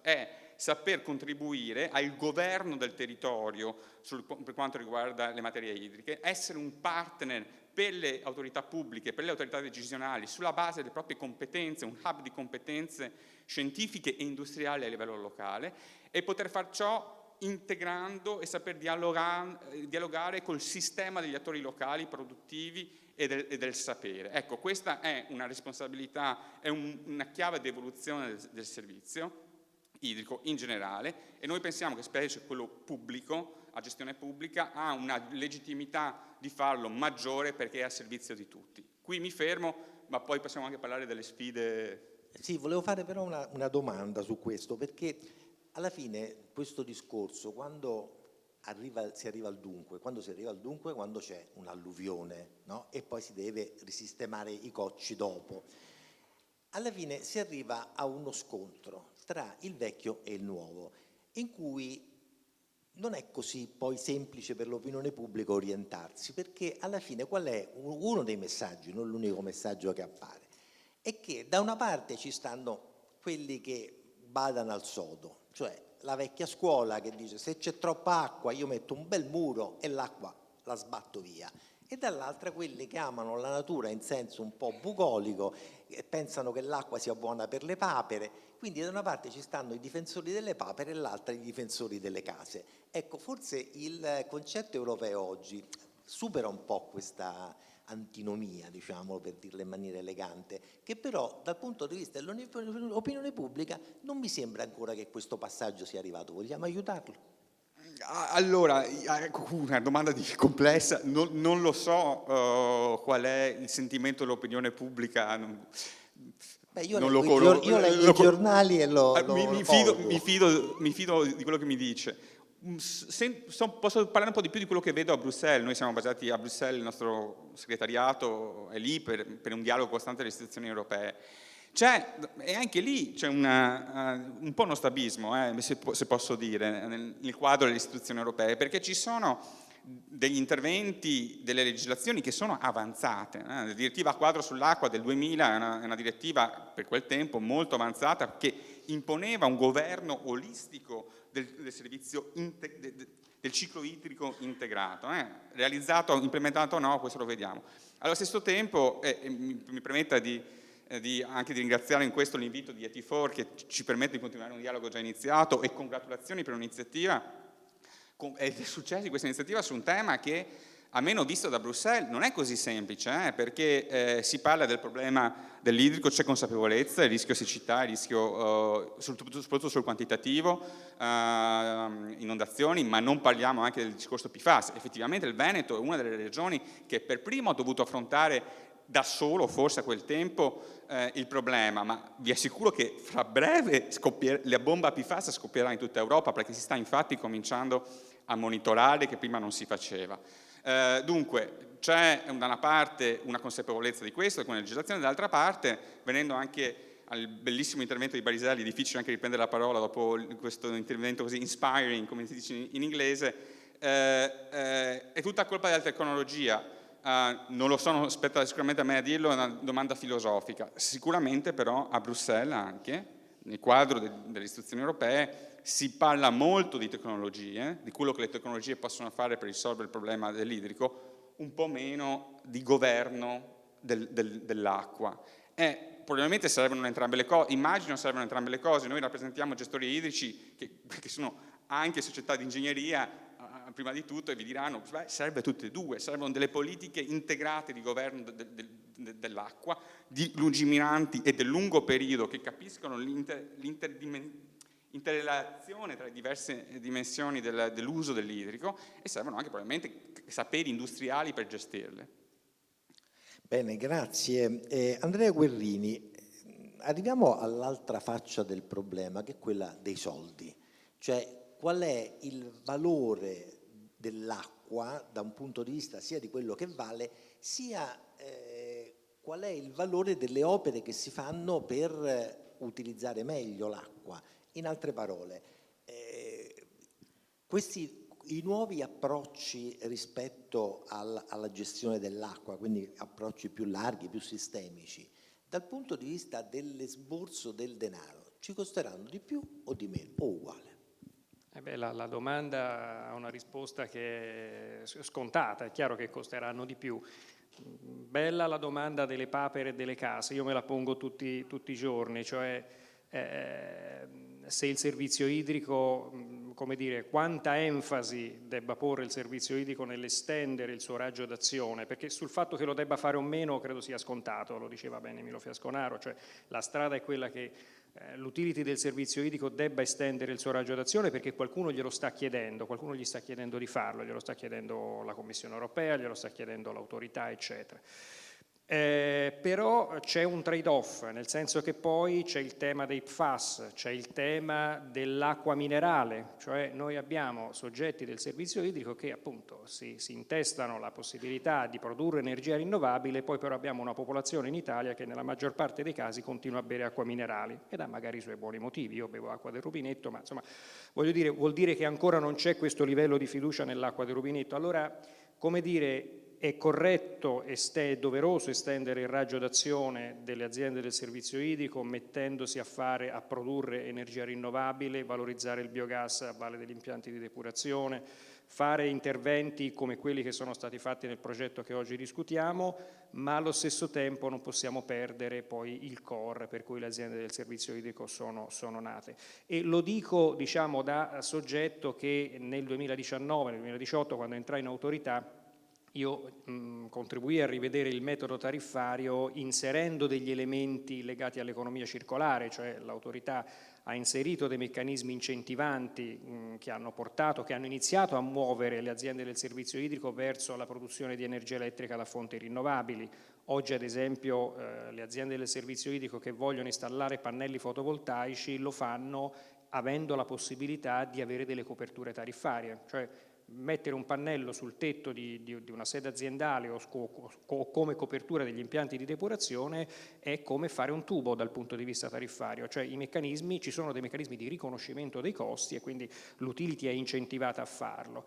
Così come ad esempio fare interventi di efficientamento energetico. Ecco, questo ad esempio, quello dell'efficientamento energetico, devo dire, è un intervento core, nel senso che è un intervento che un settore che consuma circa il 4% del consumo mondiale di energia elettrica e che non è mai stato identificato dai policy maker come energivoro, perché il servizio idrico non è energivoro formalmente ma lo è nella sostanza, deve fare degli interventi di efficientamento energetico e nel metodo tariffario noi abbiamo inserito degli incentivi in questo senso per le aziende, quindi incentivi dati da premialità. Abbiamo recentemente nell'ultimo metodo tariffario quello che guarda al periodo 2024-2029 e definisce le regole di riconoscimento dei costi, abbiamo inserito dei meccanismi premiali per le aziende che riducono del 5% all'anno il consumo di energia elettrica a isoperimetro, quindi tenendo fermi diciamo, il perimetro degli impianti eccetera, che evidentemente con i nuovi investimenti poi il consumo dell'energia elettrica è destinato ad aumentare. Quindi come dire, queste cose noi le abbiamo fatte, abbiamo per esempio riconosciuto i costi per quanto riguarda l'installazione dei fontanelli alta qualità, che sono un meccanismo che quando lo proposi, io venivo dalla presidenza di un utility, quando lo proposi in autorità mi prendevano per matto. E però poi vedete che la possibilità di riconoscere i costi e quindi di mettere a carico della tariffa del servizio idrico anche i costi per l'installazione di fontanelli che cubano all'incirca 25-30 mila euro a macchina, diciamo, a impianto, però sono dei meccanismi che intanto sono molto diffusi, accettati dal territorio, piacciono ai sindaci perché ovviamente si dà acqua di buona qualità ai cittadini, le utility hanno il riconoscimento dei costi e piacciono ovviamente agli utenti perché hanno un'acqua che è insomma, di ottima qualità e si contribuisce a ridurre la plastica, quindi quello dei fontanelli ad esempio è un metodo per, come dire, forse aiutare anche a superare quella barriera che nel nostro paese c'è rispetto al consumo di acqua del rubinetto. Quindi queste cose vanno fatte, ma non dimenticandosi il lato core. È chiaro che costano e è chiaro che l'estensione del perimetro delle aziende del servizio idrico aumenterà sicuramente l'entità della tariffa e soprattutto aumenterà la componente fissa, cioè aumenteranno quei costi che non derivano dai metri cubi erogati di acqua, ma derivano appunto da hanno altri driver diciamo, di costo. L'Italia rimane un paese a tariffa, non è vero che ha la tariffa più bassa d'Europa intanto, ha una tariffa medio-bassa ma non è la più bassa d'Europa perché essendo un paese alto consumante quando nelle statistiche che vengono date si calcola una tariffa al metro cubo, è chiaro che la tariffa al metro cubo italiana risulta più bassa, ma perché siamo un paese alto consumante. Se si prende la spesa media per famiglia, quindi 150 metri cubi, siamo sui 320 euro, 330 euro, quindi siamo diciamo, in una media dei paesi mediterranei, ci sono ovviamente paesi come la Danimarca che spendono 800 euro all'anno di acqua, ma hanno evidentemente anche un reddito pro capite diverso, quindi questo non può essere, sarebbe folle darsi come obiettivo il paese il target tariffario di un paese che ha livelli di reddito diversi dal nostro, ma come dire, c'è spazio per aumentare diciamo, la spesa ovviamente per avere nuovi servizi come quelli di messa in sicurezza del territorio, come la gestione delle acque meteoriche e quant'altro. Grazie, lei mi ha dato una risposta esauriente rispetto alla domanda che le ho fatto, perché mi ha risposto dal suo punto di vista, cioè quanto costa agli erogatori del servizio idrico l'acqua oggi, quanto può costare allargando l'offerta, sempre intendo il servizio idrico, per esempio anche con prodotti educativi come i fontanelli che sono educativi ed allargativi contemporaneamente dell'offerta. Benissimo, però in realtà forse non dovrei farla a lei la domanda perché investe anche altre competenze, però la domanda che a qualcuno bisognerà fare è questa: ma quanto costa, qual è il conto vero dell'acqua, mettendo anche delle voci che non appartengono direttamente al gestore idrico? Perché sono voci che appartengono per esempio alla protezione civile, perché quando ci stanno le frane poi interviene la protezione civile, non sta nei vostri bilanci ma sta nei bilanci miei come pagatore di tasse, E allora nei bilanci dello Stato tutte queste voci si sommano, ma nessuno riesce poi a fare il conteggio di quanto... Allora, è vero o no che gestendo meglio l'acqua alla fine lo Stato, cioè tutti noi, guadagniamo qualcosa invece di perdere? E questa è la domanda chiave, secondo me. Sì, è chiaro che ora un conto che metta insieme i costi del dissesto idrogeologico con quelli del servizio idrico, eccetera, è un conto che credo non sia mai stato fatto. Però stando al servizio idrico noi abbiamo in capo una direttiva che è la direttiva quadro del servizio delle acque, che chiede di calcolare e di inserire nella tariffa intanto il full cost recovery, cioè che tutti i costi legati alla gestione della risorsa siano coperti o con la tariffa o con le tasse o con contributi pubblici, ma ci sia comunque una copertura totale dei costi che vengono sostenuti, e tra questi costi siano inclusi i costi della risorsa e i costi ambientali. Che cosa sono i costi della risorsa? Il costo della risorsa è un costo che Bruxelles ci dice dovete calcolare nelle condizioni di scarsità, cioè se c'è una falda su cui pescano sia gli agricoltori che il servizio idrico integrato e sono in condizioni di scarsità, io agli agricoltori dovrei far pagare una tariffa per quella risorsa che è quantomeno pari al valore che il cittadino, cioè l'altro soggetto che preleva da quella falda, dà alla risorsa. Quindi se il cittadino paga e è disposto a pagare all'anno 300 euro per 150 metri cubi, l'agricoltore dovrebbe nel momento di scarsità pagare quella tariffa. Allora, questo accade raramente nel nostro Paese e è un tema su cui stiamo iniziando a riflettere. Io mi guardavo in preparazione anche di questa giornata, ma lo stavo facendo perché noi come autorità stiamo lavorando a un indicatore che misura lo stato di stress delle falde misurando tutti i consumi, incluso quello agricolo, e mi guardavo i piani di gestione delle acque, quindi i piani che fanno le autorità di distretto, che hanno una visione a 360 gradi, come lei dice, perché io dall'ARERA vedo solo il servizio idrico integrato, che è quello che regoliamo, quindi ETRA e omologhi a livello nazionale. Le autorità di distretto hanno una visione più ampia e guardano anche gli agricoltori, l'industria, guardano tutte le tipologie di consumo. Ebbene, là dentro, in questi piani di gestione acque che derivano da indicazioni della Commissione europea, ci dovrebbe essere una risposta su qual è lo stato di contribuzione di ogni utilizzatore, inclusi gli agricoltori, all'uso della risorsa, quanto ogni utilizzatore, agricoltore, industria e domestico che consuma l'acqua potabile copre i costi della risorsa. Lo sa l'unica risposta cosa riguarda? Riguarda gli utenti domestici, che sono quelli regolati dall'autorità, che sono gli utenti di ETRA e delle utility, perché sugli altri, sull'industria e sull'agricoltura non c'è consapevolezza a livello nazionale, in dati ufficiali, cioè piani di distretto, di quanto questi soggetti contribuiscono alla copertura dei costi. Questo ce lo ha detto Bruxelles nelle varie revisioni dei cicli di piani di distretto, cioè ha detto che i piani di distretto non danno questa informazione. È chiaro, quindi questo è un punto centrale, cioè i soggetti che consumano l'acqua devono necessariamente pagarla. Poi ci mettiamo dentro anche i costi della risorsa e i costi ambientali, che sono temi importanti, però almeno il costo,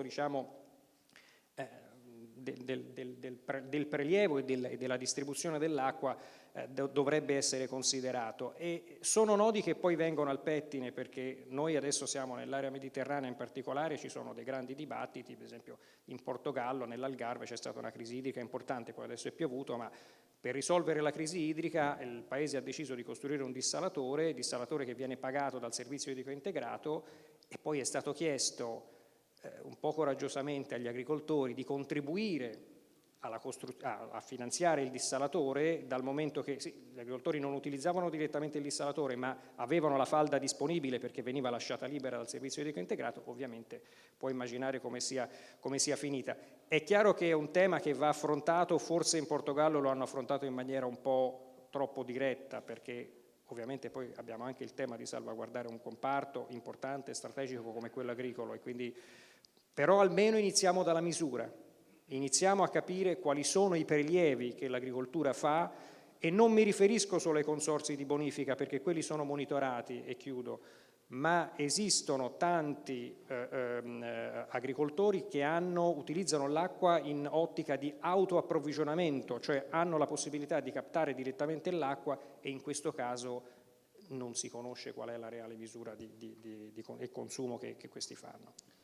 Certo, gli agricoltori hanno dimostrato una certa capacità di lobbying, mettendo anche in difficoltà le misure europee per coniugare l'agricoltura con l'ambiente, però il punto di fondo è questo, che se non si fanno i conti giusti si può mantenere in vita artificialmente un settore per un altro po' di tempo, poi alla fine chi ha i conti economici sbagliati cade. E allora sarebbe interessante farli questi conti economici, anche perché per esempio l'Italia è un formidabile produttore di kiwi. Allora i kiwi richiedono una delle colture che richiedono il massimo di acqua. Allora uno dice, ma quanto ci costa un kiwi realmente? Quello che paghiamo sul mercato? Oppure, allora, se ci costa tanto, forse con quei soldi potremmo difendere gli agricoltori diversamente, magari cambiando le politiche agricole. Non lo so, sono ipotesi, sono domande che occorrerebbe porsi.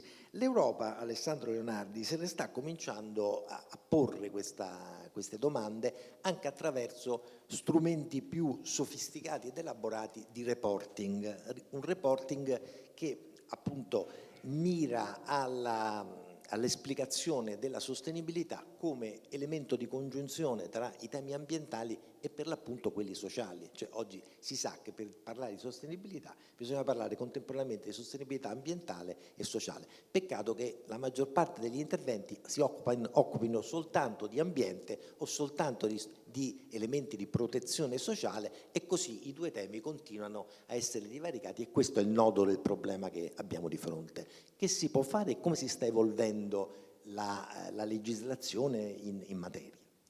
Sì, grazie e buongiorno a tutti.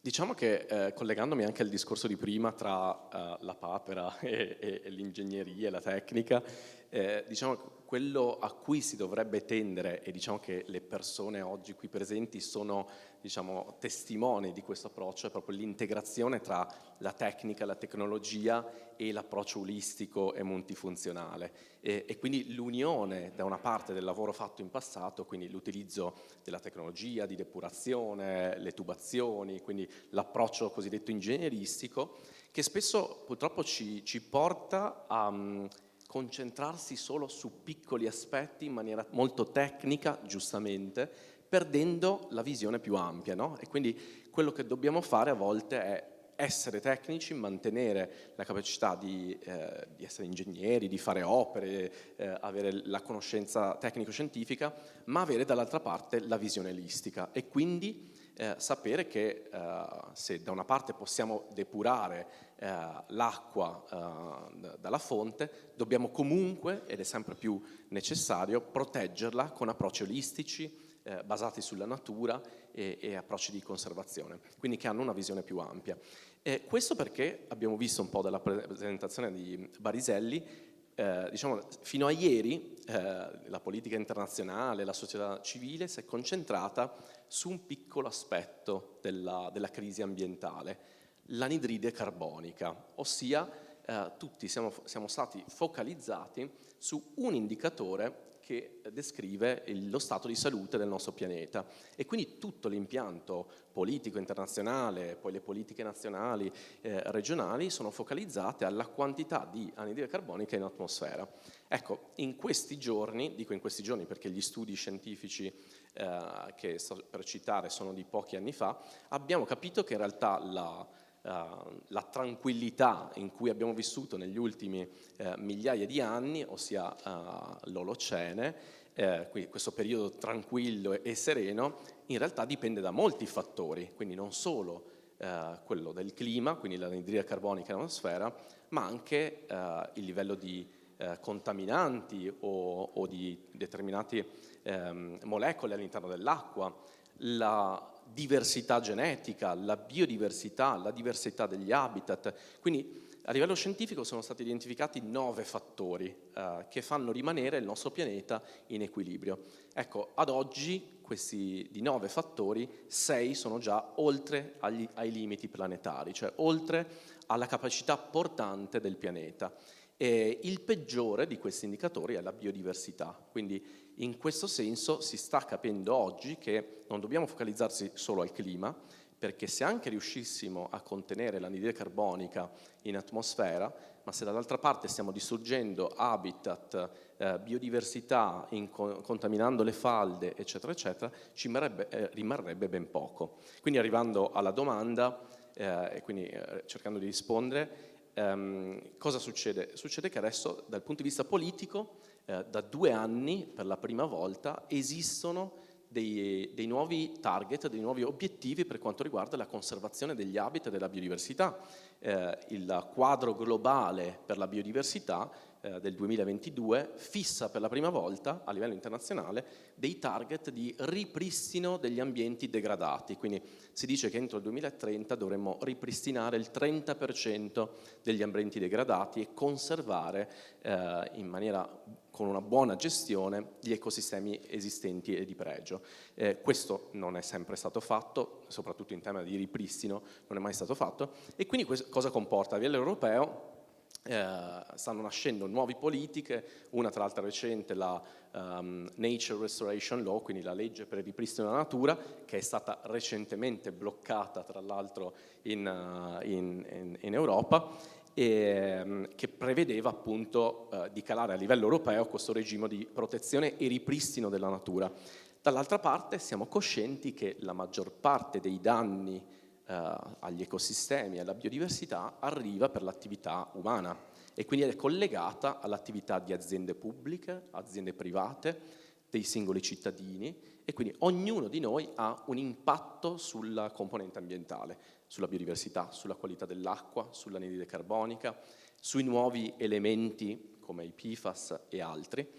E quindi appunto le politiche europee, in particolare sto parlando della nuova direttiva per la reportistica di sostenibilità in Europa, prevede che dal 2026, è già nato per alcuni tipi di azienda, dal 2026 la maggior parte dei gestori dell'idrico, per tornare anche al tema di oggi, sarà sottoposta a dover riportare e quindi fare report pubblici su tutta una serie di fattori, in particolare inquinamento, clima, biodiversità, acqua e riuso delle risorse. Su questi 5 fattori non sarà come nel passato, che ogni azienda può fare un semplice report e raccontare la storiella all'acqua di rose. Si chiedono in realtà delle indicazioni molto specifiche. A livello di governance, cosa sta facendo l'azienda per avere un processo interno di misurazione degli impatti, eccetera, eccetera. A livello di strategia, qual è la strategia dell'azienda che intende adottare per evitare, ridurre, ripristinare questo tipo di impatti? E a livello di metriche e di obiettivi che l'azienda stessa si deve dare per ridurre questi impatti. Questa reportistica sarà obbligatoria e quindi porterà a tutti i gestori dell'idrito a doversi adottare di un sistema di governance e di strategie interne per gestire queste metriche, e non sempre sarà facile perché sono tematiche complesse che prevedono la formazione interna, un cambio culturale dal punto di vista politico e di governance dell'azienda e ovviamente investimenti ingenti, e quindi ritorniamo al tema di costi e di tariffa per adeguare i sistemi in modo tale da ridurre l'impatto dei gestori. Diciamo, alla fine di questo percorso c'è anche un salto concettuale, che è quello del passaggio al nature positive, no? Che è uno dei temi che toccheremo in questa giornata, quindi magari vogliamo spiegare di cosa si parla. Certo, come ho detto prima, se fino a ieri si parlava dell'accordo di Parigi, del clima come punto di riferimento, queste consapevolezze di cui si parlava prima, appunto di quanto sia importante la biodiversità e la natura nella sua complessità, portano a un nuovo cambio di trend. Quindi ovviamente viviamo sempre anche con le parole chiave, quindi se prima la parola chiave dal punto di vista delle aziende, quindi in generale non solo dei gestori, era riuscire ad avere una gestione che mirasse ad essere net zero, quindi essere neutrali nei confronti delle emissioni di anidride carbonica in atmosfera, oggigiorno si incomincia a parlare dell'obiettivo nature positive, ossia essere neutrale nei confronti degli impatti verso la natura nella sua complessità e quindi verso acqua, biodiversità, clima. E questo è interessante perché nature positive è sia un termine che arriva dal quadro globale della biodiversità del 2022, ma anche è diventato uno spot della società civile e diventa un obiettivo che le aziende si devono dare per stare a passo con le obbligazioni di reportistica, ma anche per stare al passo con le urgenze e le necessità del mondo di oggi. Quindi cosa significa nature positive? Significa sostanzialmente impostare, come vedete la slide, quella con i 4 punti magari, impostare un sistema in grado di, lo chiamiamo con questo quadro di lavoro, ACT-D, in inglese sta per Assess, Commit, Transform and Disclose, che significa misurare, darsi degli obiettivi, trasformare il proprio modello aziendale per evitare, ridurre e ripristinare gli impatti e infine riportare, quindi pubblicamente, determinate informazioni. Vado nel dettaglio perché è anche un concetto fondamentale della giornata di oggi e quindi cosa significa misurare l'impatto da un punto di vista aziendale, quindi dal punto di vista del gestore idrico? Prima di tutto capire quali sono gli impatti su anidride carbonica, quanta superficie ho dovuto convertire, cementificare per le mie operazioni, quindi quanto impatto ho su habitat, sul suolo, quanto impatto ho sulla risorsa idrica in termini di prelievo o quanto impatto ho quando vado a restituirla depurata nei fiumi. Dall'altra parte devo capire anche cosa succede nella mia filiera di valore, ossia i miei fornitori, come si comportano i miei fornitori, come si comportano i miei clienti e quindi fare un'analisi della mia catena di valore perché non è più sufficiente lavorare all'interno della propria azienda ma si devono considerare anche gli impatti lungo la filiera. E quindi nel primo passo di misurare devo anche capire il livello di dipendenza e di rischi collegati alle risorse che utilizzo, in questo caso l'acqua, che è un elemento chiave e quindi ci sono molti rischi e molte dipendenze legate a questo tipo di risorsa. Il secondo step in questo percorso verso Nature Positive è quello di darsi degli obiettivi, perché se conosco la mia sfera di impatto, capisco che ho 100 emetto 100 di emissioni di anidride carbonica, devo darmi degli obiettivi per ridurre questo impatto e quindi riduco del 50%, del 20%, del 10%, me lo devo impostare perché se non mi imposto un obiettivo non riesco nemmeno a conseguirlo. E per impostare un obiettivo ci sono delle linee guida internazionali come basate sulla scienza, SBTN, SBTI, sono le sigle internazionali, che spiegano alle aziende su come darsi degli obiettivi in materia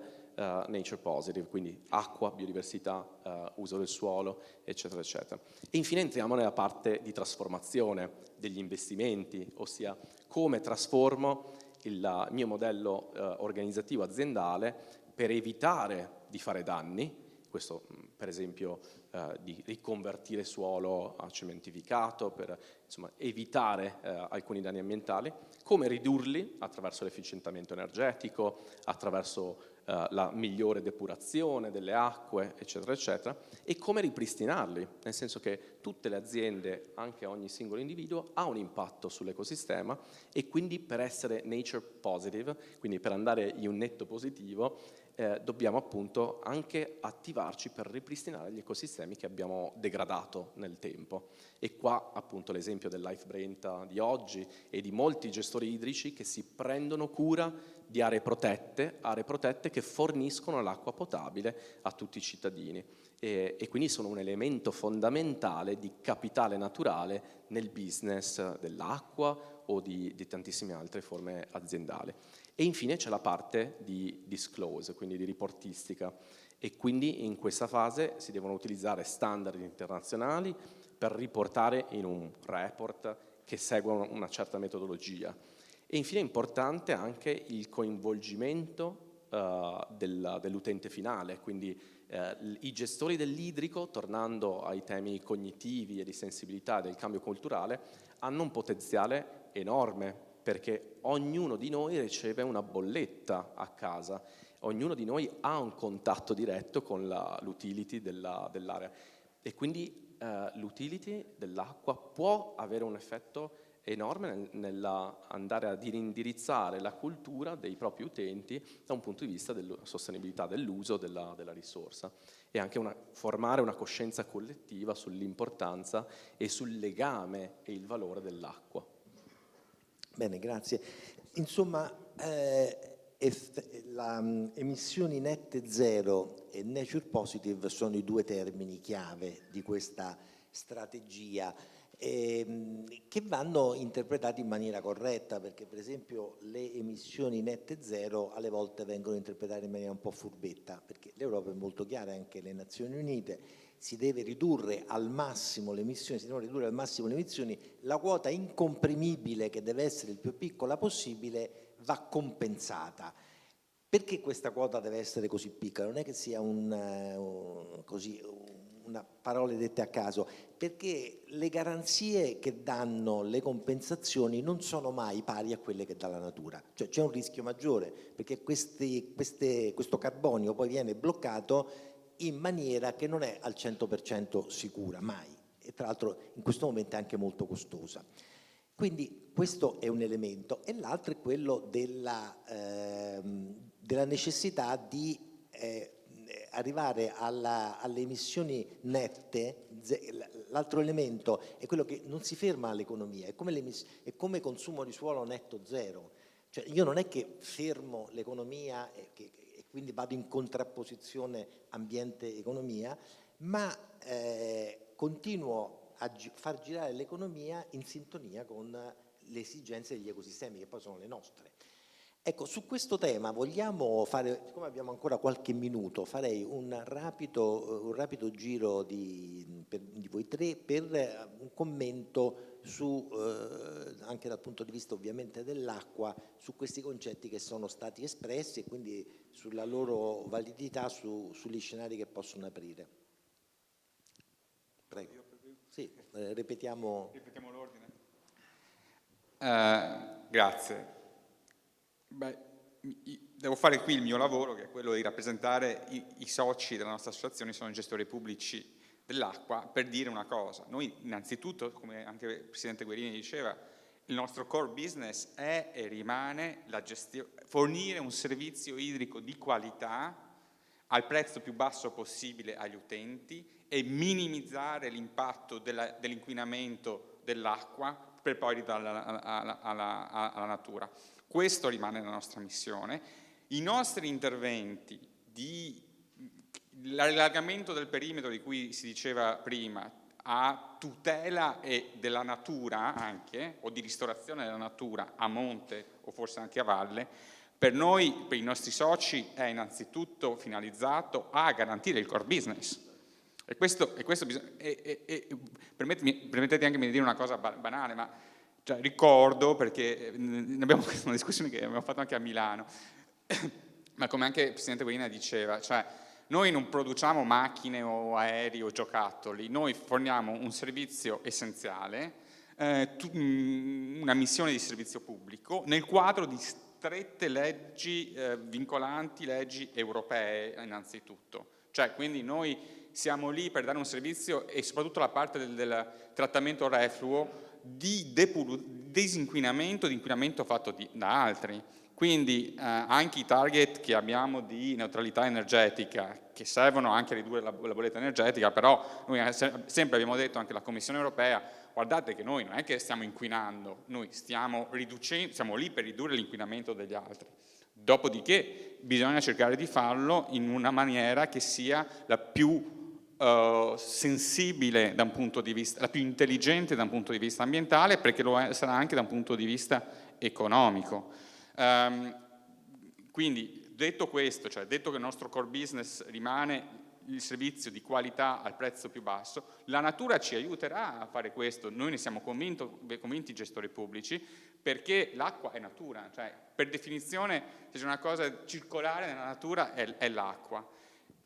Però non è facile farlo insieme, cioè ci sono delle complessità, e qui vengo alla parte della governance, di farlo insieme. Non tutto può essere fatto dalle aziende idriche. Certi interventi, come il progetto sul Brenta, per noi è veramente interessante come best practice a livello europeo, perché ce ne sono altre, anche fuori dall'Italia, ma dimostra la necessità di lavorare in modo integrato tra attori economici, l'attore agricolo prima di tutto, tra altre autorità di gestione, la gestione del bacino, le autorità politiche.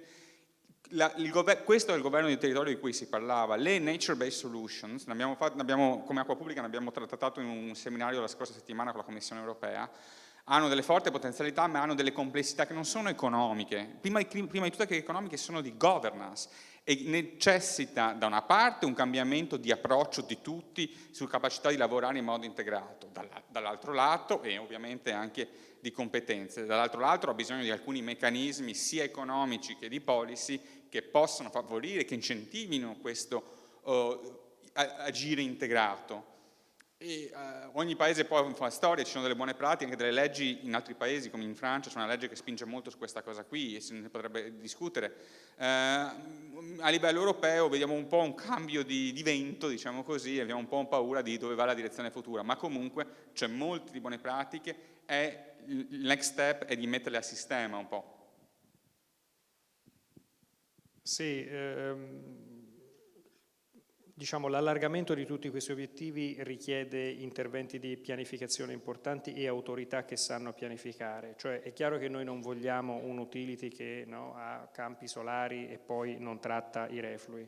Questo anche perché non sarebbe neutrale dal punto di vista delle emissioni di anidride carbonica. Quindi c'è una prioritizzazione degli obiettivi che le utility devono perseguire e è chiaro che se le lasciamo libere, cioè senza regolazione, e non è la regolazione non solo la regolazione dell'ARERA, ma è credo soprattutto la regolazione quella locale, quella fatta dagli enti di governo d'ambito, che deve dare le prioritizzazioni e quindi risolvere i temi legati all'erogazione di acqua potabile, al corretto collettamento dei reflui e trattamento, su cui l'Italia ha ancora delle procedure di infrazione aperte, ahimè, e su cui la nuova direttiva acque reflue, tra i vari obiettivi che lancia, che sono quelli della neutralità energetica, eccetera, che io per primo quando vado ai convegni cito sempre volentieri, però non dimentichiamoci che la nuova direttiva parla soprattutto, e questa è la parte dirompente se vogliamo, di trattamento dei reflui negli impianti, negli agglomerati urbani sotto i 2000 abitanti, quindi stiamo veramente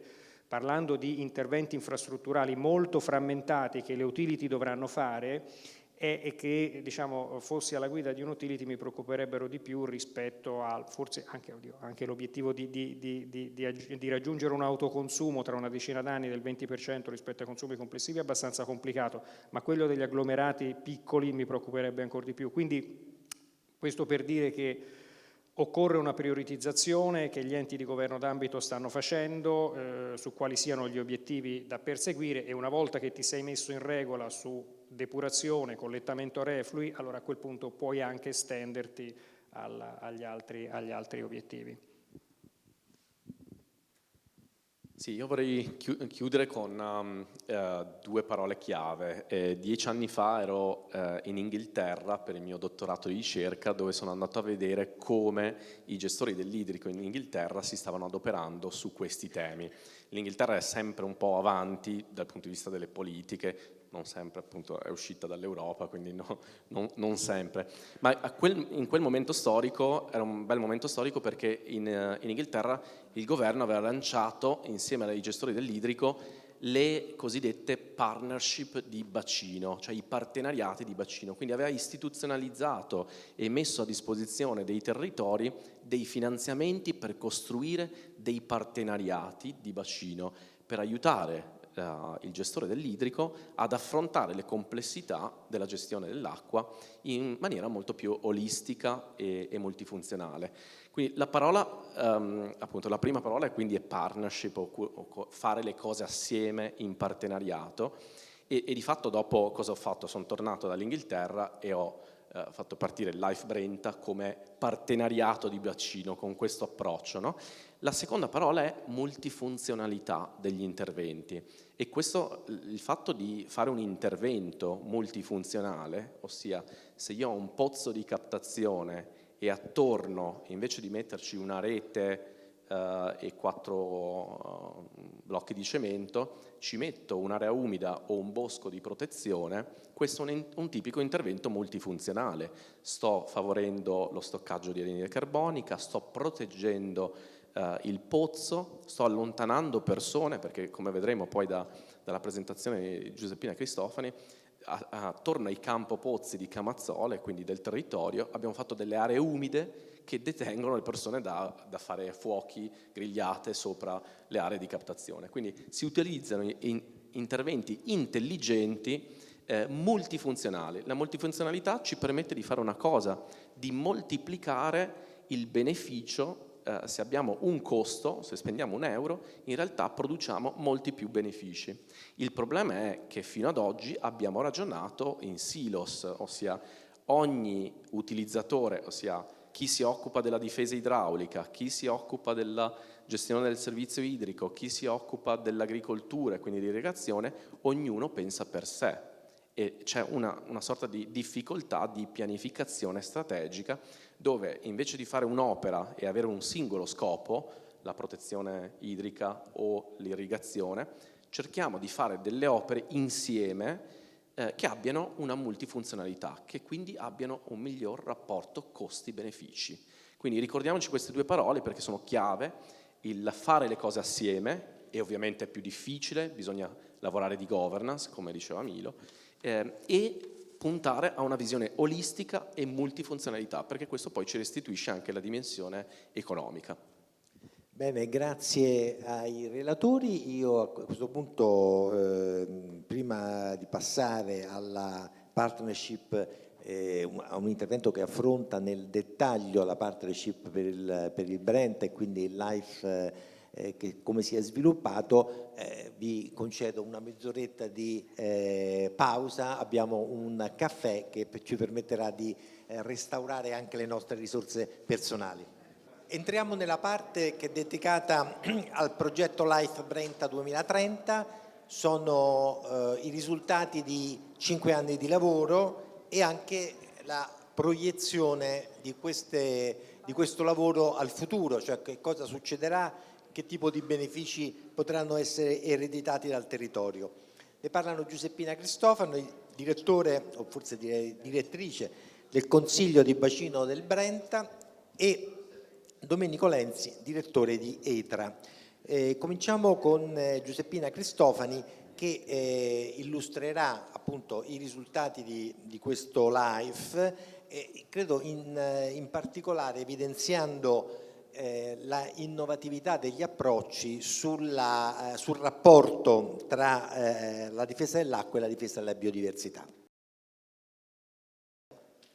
Grazie a tutti.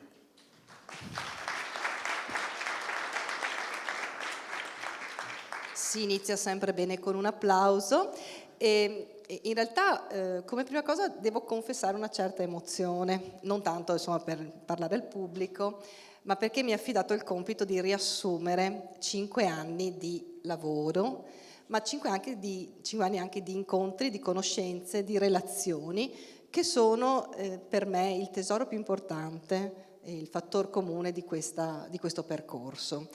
Volendo ricollegarmi prima all'intervento di attivazione della mattinata del dottor Bariselli, mi sento di condividere la meraviglia e la gratitudine che nascono proprio da, diciamo, i rapporti, i volti, le singole attività e le singole persone che hanno accompagnato questo percorso. Mi faccio carico di presentare i risultati, però insomma tramite me ringrazio e vorrei che voi leggeste molti dei volti che sono in sala e anche alcuni che sono magari rimasti alle loro attività principali, ma che hanno collaborato in questo senso. Fatta questa doverosa premessa, entro velocemente nel merito, anche perché rischiamo altrimenti di essere un po' stanchi. Il cuore del progetto, quello che per me è sempre stato il cuore del progetto e che è diventato un po' anche l'elemento di innovazione e replicabilità, è stato proprio il lavorare sui costi ambientali e i finanziamenti per la gestione integrata di acqua e biodiversità. Io sono il direttore di un ente di governo d'ambito, quindi ero abituata a essere regolata da ARERA e trasferire la nostra regolazione di dettaglio al gestore, e è stato bello essere coinvolti in un percorso che invece ci ha visto lavorare in una ottica più integrata, più ampia e anche di ascolto e raccolta delle necessità. Illustrerò velocemente il contesto in cui si è inserito il progetto LIFE, il progetto stesso, i risultati e gli impatti e quello che riteniamo di poter lasciare come elementi innovativi e replicabili. Per chi non conosce il territorio, ci collochiamo nel Medio Brenta, sono 56 km di fiume che parte dall'uscita dalla Valsugana in località, in comune di Bassano del Grappa, e arriva fino alle porte di Padova, Vigo d'Arzere, 15 comuni rivieraschi, 2 province.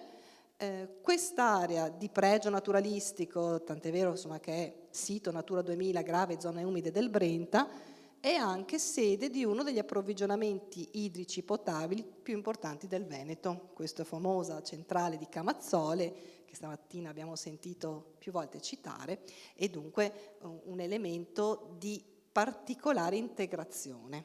Proprio questa coesistenza geografica ci ha imposto una riflessione su come la multifunzionalità potesse essere applicata. E questo è un po' il percorso che abbiamo avviato. Avevamo dei punti di partenza perché bisogna sempre farsi sollecitare dalle domande che la lettura dei contesti e delle criticità ci pongono. Una prima criticità è lo stato della falda acquifera. Quell'accelerazione che abbiamo visto rappresentata stamattina la leggiamo anche nel livello di sfruttamento della risorsa idrica, risorsa per noi preziosissima. Abbiamo una falda molto potente che attraversa tutta la pedemontana veneta e di altissima qualità dal punto di vista appunto delle caratteristiche chimiche della risorsa, che però ha subito, come altri elementi naturali, l'effetto dello sfruttamento e anche, diciamo, la fatica di sostenere i processi naturali di ricarica. Un'altra criticità è la scomparsa degli habitat umidi multifunzionali e la frammentazione ecologica. Nel nostro territorio 1 metro quadro di terreno agricolo è, come dire, terra di conquista, nel senso che è un territorio in cui lo sfruttamento della copertura del suolo è molto elevato, sia dal punto di vista proprio di realizzazione di opere e quindi di cementificazione, ma anche dal punto di vista agrario. Siamo nel comparto di produzione anche alimentari importanti e dunque la tendenza di coltivare il mais fino all'argine maestro del Brenta la vediamo da qualsiasi ortofoto. E questo è un altro elemento. Un ulteriore elemento è una constatazione che come enti viviamo meglio o percepiamo meglio, che è la mancanza di una governance coordinata. Prima si parlava di stakeholders, no? Chi usa l'acqua potabile, chi usa l'acqua irrigua, chi usa l'acqua per scopi idroelettrici, chi ne ha bisogno per proteggerla dalle alluvioni, eccetera, però non c'è una interlocuzione attiva, per questo prima volevo sottolineare anche l'importanza delle reti di relazioni che si portano dietro questi progetti, e una forte frammentazione delle competenze. E come succede per le risorse che sono diciamo in sfruttamento e quindi in diminuzione, c'è il tema del conflitto d'uso, della competizione. Quindi a partire da questi 3 ragionamenti abbiamo ritenuto che valesse la pena investire con un progetto che si puntava che aveva esplicitamente l'obiettivo di rafforzare la governance e la sostenibilità economica della gestione, di aumentare la superficie, e vi ho ben detto insomma che la superficie è un tema delicato qui da noi, a favore di servizi ecosistemici che avessero la caratteristica della multifunzionalità e cercare di mitigare gli impatti antropici. Abbiamo cercato delle azioni, delle soluzioni, dei ragionamenti e dei pensieri condivisi, perché anche quelli hanno un valore importante quando si vuole evolvere, per tentare di di far nostre delle possibilità di ridurre le criticità che abbiamo visto. I partner dell'iniziativa, io mi sento di citarli, il progetto è stato promosso da ETRA, che è il gestore del servizio idrico integrato e non solo, è una multi-utility del territorio, e dalla società Etifor, che è uno spin-off dell'università e che ha fatto l'attività di promozione e anche la capacità di attrarre i fondi. E le partnership che sono del Comune di Carmignano, del Consiglio di Bacino Atto Brenta, l'Università degli Studi di Padova e in particolare il Dipartimento TESAF, Veneto Acqua e Veneto Agricoltura. Quindi vedete un partenariato ampio, variegato a diversi livelli istituzionali che vanno dal locale alla visione regionale e accademica. Per presentarvi i risultati adesso darò i numeri. Non perché ritengo che i numeri diano il valore della cosa, ma perché a volte i numeri ci aiutano a misurare e la misura può consentire a voi di dare valore alle azioni svolte. Per cui abbiamo fatto miglioramenti gestionali. Innanzitutto un sistema di governance integrata per l'area del Medio Brenta. Quei 15 comuni rivieraschi, quella lettura del territorio che vediamo, diciamo, da un punto di vista geografico, è per noi diventata un gruppo di lavoro, è diventata e diventerà presto una effettiva capacità di coinvolgimento degli amministratori e quindi c'è questa ideazione della governance che abbiamo sviluppato all'interno di questo progetto. È stato fatto un ciclo formativo online su Natura 2000 e aree di salvaguardia idrica, proprio per andare a intercettare quel bisogno di conoscenza e di sperimentare valore della parte naturale, e soprattutto è stato realizzato, quello che a me serve molto, un sistema di supporto alle decisioni, cioè un meccanismo che, facendo delle misurazioni e associandoci delle azioni, mi consentisse di valutare la multifunzionalità di alcuni interventi e quindi di creare delle priorità di pianificazione anche all'interno della pianificazione ordinaria del servizio idrico. L'altro lavoro interessante è che abbiamo intercettato questo, inserito stabilmente in questa famosa componente ERC, Environmental Resource Cost, che è una componente della struttura tariffaria di questo famoso metodo ARERA che è via via evoluto, che ci consente di andare a imputare, a riconoscere al gestore sia costi di investimento che costi gestionali che intervengano sulla riduzione degli impatti o la compensazione sull'uso della risorsa. Capite che nel momento in cui ad alcune amministrazioni locali racconti, e l'ha detto prima l'assessore Bottacin, che nei primi incontri li ha fatti con i carabinieri, che andrai a prelevare 900 litri al secondo, che è 1 metro cubo d'acqua ogni secondo, più di una vasca da bagno, insomma, dal proprio territorio per portarla in un principio di sussidiarietà, però al Polesine, al Veneziano, al Vicentino, la percezione del territorio, della natura, delle amministrazioni locali è fortemente, impattata da questa previsione e va accompagnata anche attraverso meccanismi di ritorno positivo sul territorio, che non sono solo le compensazioni economiche vecchio stile. Cioè, prendo risorse da te e ti do 100 metri di strada asfaltata. No, abbiamo ragionato in maniera completamente diversa. Quindi la componente RC è stata valorizzata proprio per sostenere quei meccanismi di tutela anche del territorio, anche del campo pozzi, degli interventi di mitigazione ambientale che sono stabilmente inseriti in piano d'ambito del servizio idrico, proprio per garantire questa serena, passatemi il termine, comunque diciamo condivisa, costruzione e condivisione della risorsa. I numeri. Sono stati fatti miglioramenti ambientali per 25,8 ettari. E ripeto, l'ettaro in Veneto è una misura importante, quindi 28, 25, quasi 26 ettari sono tanto. qui da noi.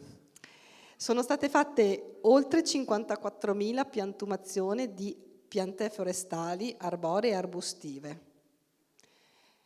Sono state realizzate 9 aree umide proprio a garanzia e a tutela di questa particolare coesistenza tra il prelievo idrico e la caratteristica naturale del sito Natura 2000. Sono stati coinvolti gli altri utilizzatori, chi il territorio lo vive già, quindi 60 agricoltori coinvolti direttamente. È stato creato un sistema di facilitazione all'accesso ai finanziamenti proprio per sostenere, no, queste forme di supporto per 2 milioni di euro, 2 milioni e mezzo, e sono state convertite 40 ettari e passa di area ad uso sostenibile. Cioè si è lasciato la capacità produttiva dell'area, spostandola però verso tipo di colture o tipi di utilizzo che impattassero meno, per esempio, sulla qualità della risorsa. Banalmente, avere un prato stabile piuttosto che un prato di mais, oltre a essere infinitamente meno idroesigente, consente anche di un minore utilizzo di prodotti fitosanitari, eccetera, che comunque il mio gestore, col suo piano di sicurezza dell'acquedotto, è chiamato a cercare per garantire la qualità della falda. Quindi questa gradazione di trasformazione del territorio accompagnata ci ha permesso di portare a casa un bel bagaglio di metri quadrati. È stato poi attivato un sistema di monitoraggio perché questa nostra falda preziosa va conosciuta. È in consegna il modello 3D, cioè in 3 dimensioni della falda del Medio Brenta. Questo modello ci consente di fare ragionamenti predittivi sugli stress che possono capitare e ci ha permesso quindi anche di ragionare su dove collocare gli interventi di protezione. Abbiamo per esempio scoperto che dei tanti pozzi del campo pozzi di Camazzole, uno è alimentato dall'Astico, che è un fiume molto distante, anziché dal Brenta, che il pozzo, come dire, vede perché è distante, insomma, qualche decina di metri. E questa conoscenza ci aiuta proprio a fare quel sistema di supporto alle decisioni che mi aiuta a decidere dove devo andare a pianificare i meccanismi di qualità. È stato fatto un rilievo ad alta definizione con ortofoto di tutto il sito Natura 2000, perché anche di questo abbiamo bisogno, capire cosa c'è. È stato aggiornato il formulario standard del sito Natura 2000. Questi sono termini un po' tecnici per dirvi che la caratteristica specifica del tipo del sito e le misure di conservazione soggette hanno anche una loro, strategia di conservazione che passa da questa conoscenza. E poi è stato mappato, lavoro molto interessante, sono stati mappati tutti i centri di rischio per poter aggiornare il piano di sicurezza dell'acquedotto. Se io voglio acqua buona, devo sapere chi opera a monte dei miei prelievi e cercare non tanto di spostarli, queste attività economiche, perché esistono e coesistono sul territorio e se non ho elementi di criticità sulla qualità dell'acqua posso anche lasciarli lì, ma cercare di dargli dei protocolli o delle attenzioni perché questa attività non confligga con gli usi pubblici che ne facciamo. Abbiamo poi avviato, grazie all'aiuto di ETRA, un'attività di sorveglianza ambientale e raccolta rifiuti. Chi non conosce questo segmento del Brenta non sa che è, l'unico bosco planiziale del territorio. Il territorio era molto esigente sotto il profilo, no, dell'utilizzo del suolo, per cui l'asta fluviale del Medio Brenta è il punto per i picnic, non solo a Pasquetta, okay, ma anche di ritrovo, di fruizione naturalistica. E questo però ha, degli impatti positivi se è gestito con una fruibilità attenta e degli impatti negativi laddove questa fruibilità non è controllata e spesso, diventano anche siti di abbandono di rifiuti, eccedenti, eccetera. Per cui è stato attivato un meccanismo con un sistema di mezzi elettrici che percorrendo avanti e indietro l'asta del Brenta ha permesso di raccogliere 85 tonnellate di rifiuti.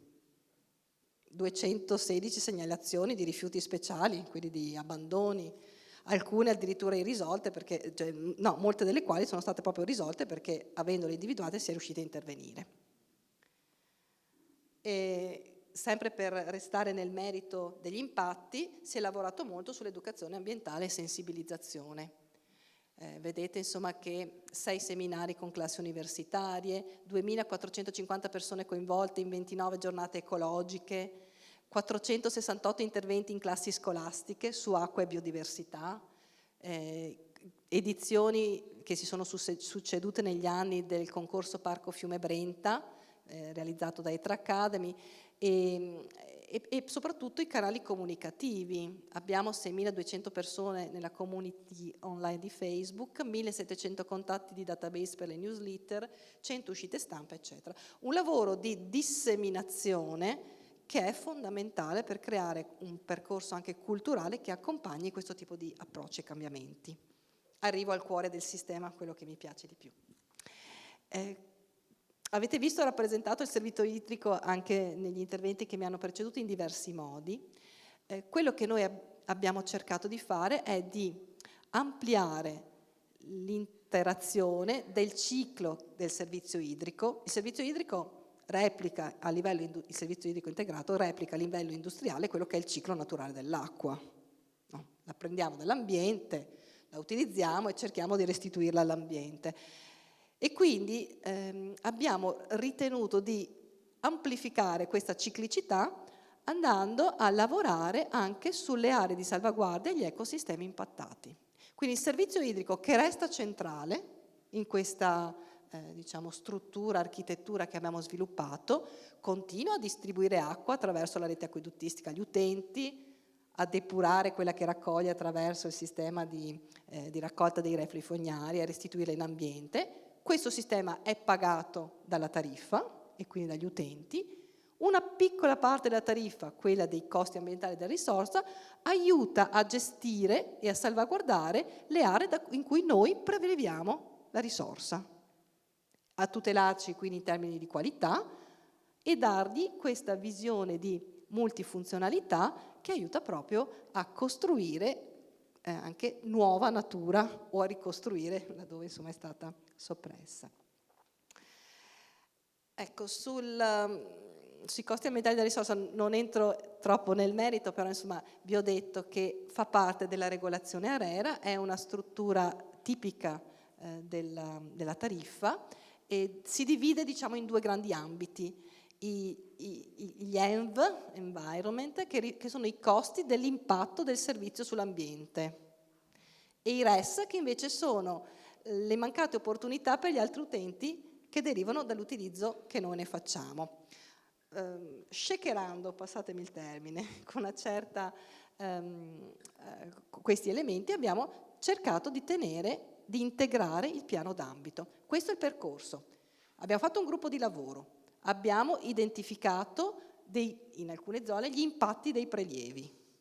Abbiamo costruito con l'aiuto dell'università in particolare un sistema di supporto alle decisioni, cioè che ci consentisse di capire su quali investimenti aveva più senso investire per il tipo di ricadute che questi producevano anche in termini di multifunzionalità, integrato il piano d'ambito, che adesso con un po' di ritardo, ma poco poco, consegneremo ad ARERA per l'MTI 4. La scadenza era il 30 aprile, ma insomma siamo pronti, in modo tale che poi gli interventi siano realizzabili.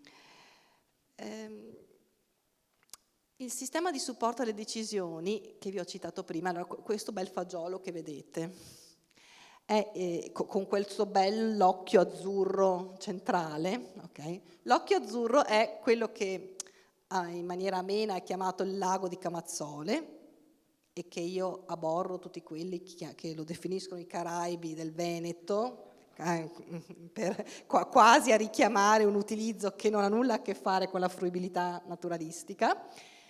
Intorno a ed è un'ex cava in realtà, è un'ex cava in cui la nostra preziosa falda riemerge, quindi è un lago, la cui bellezza dipende dal fatto che è praticamente un occhio visibile della falda, una emersione della falda.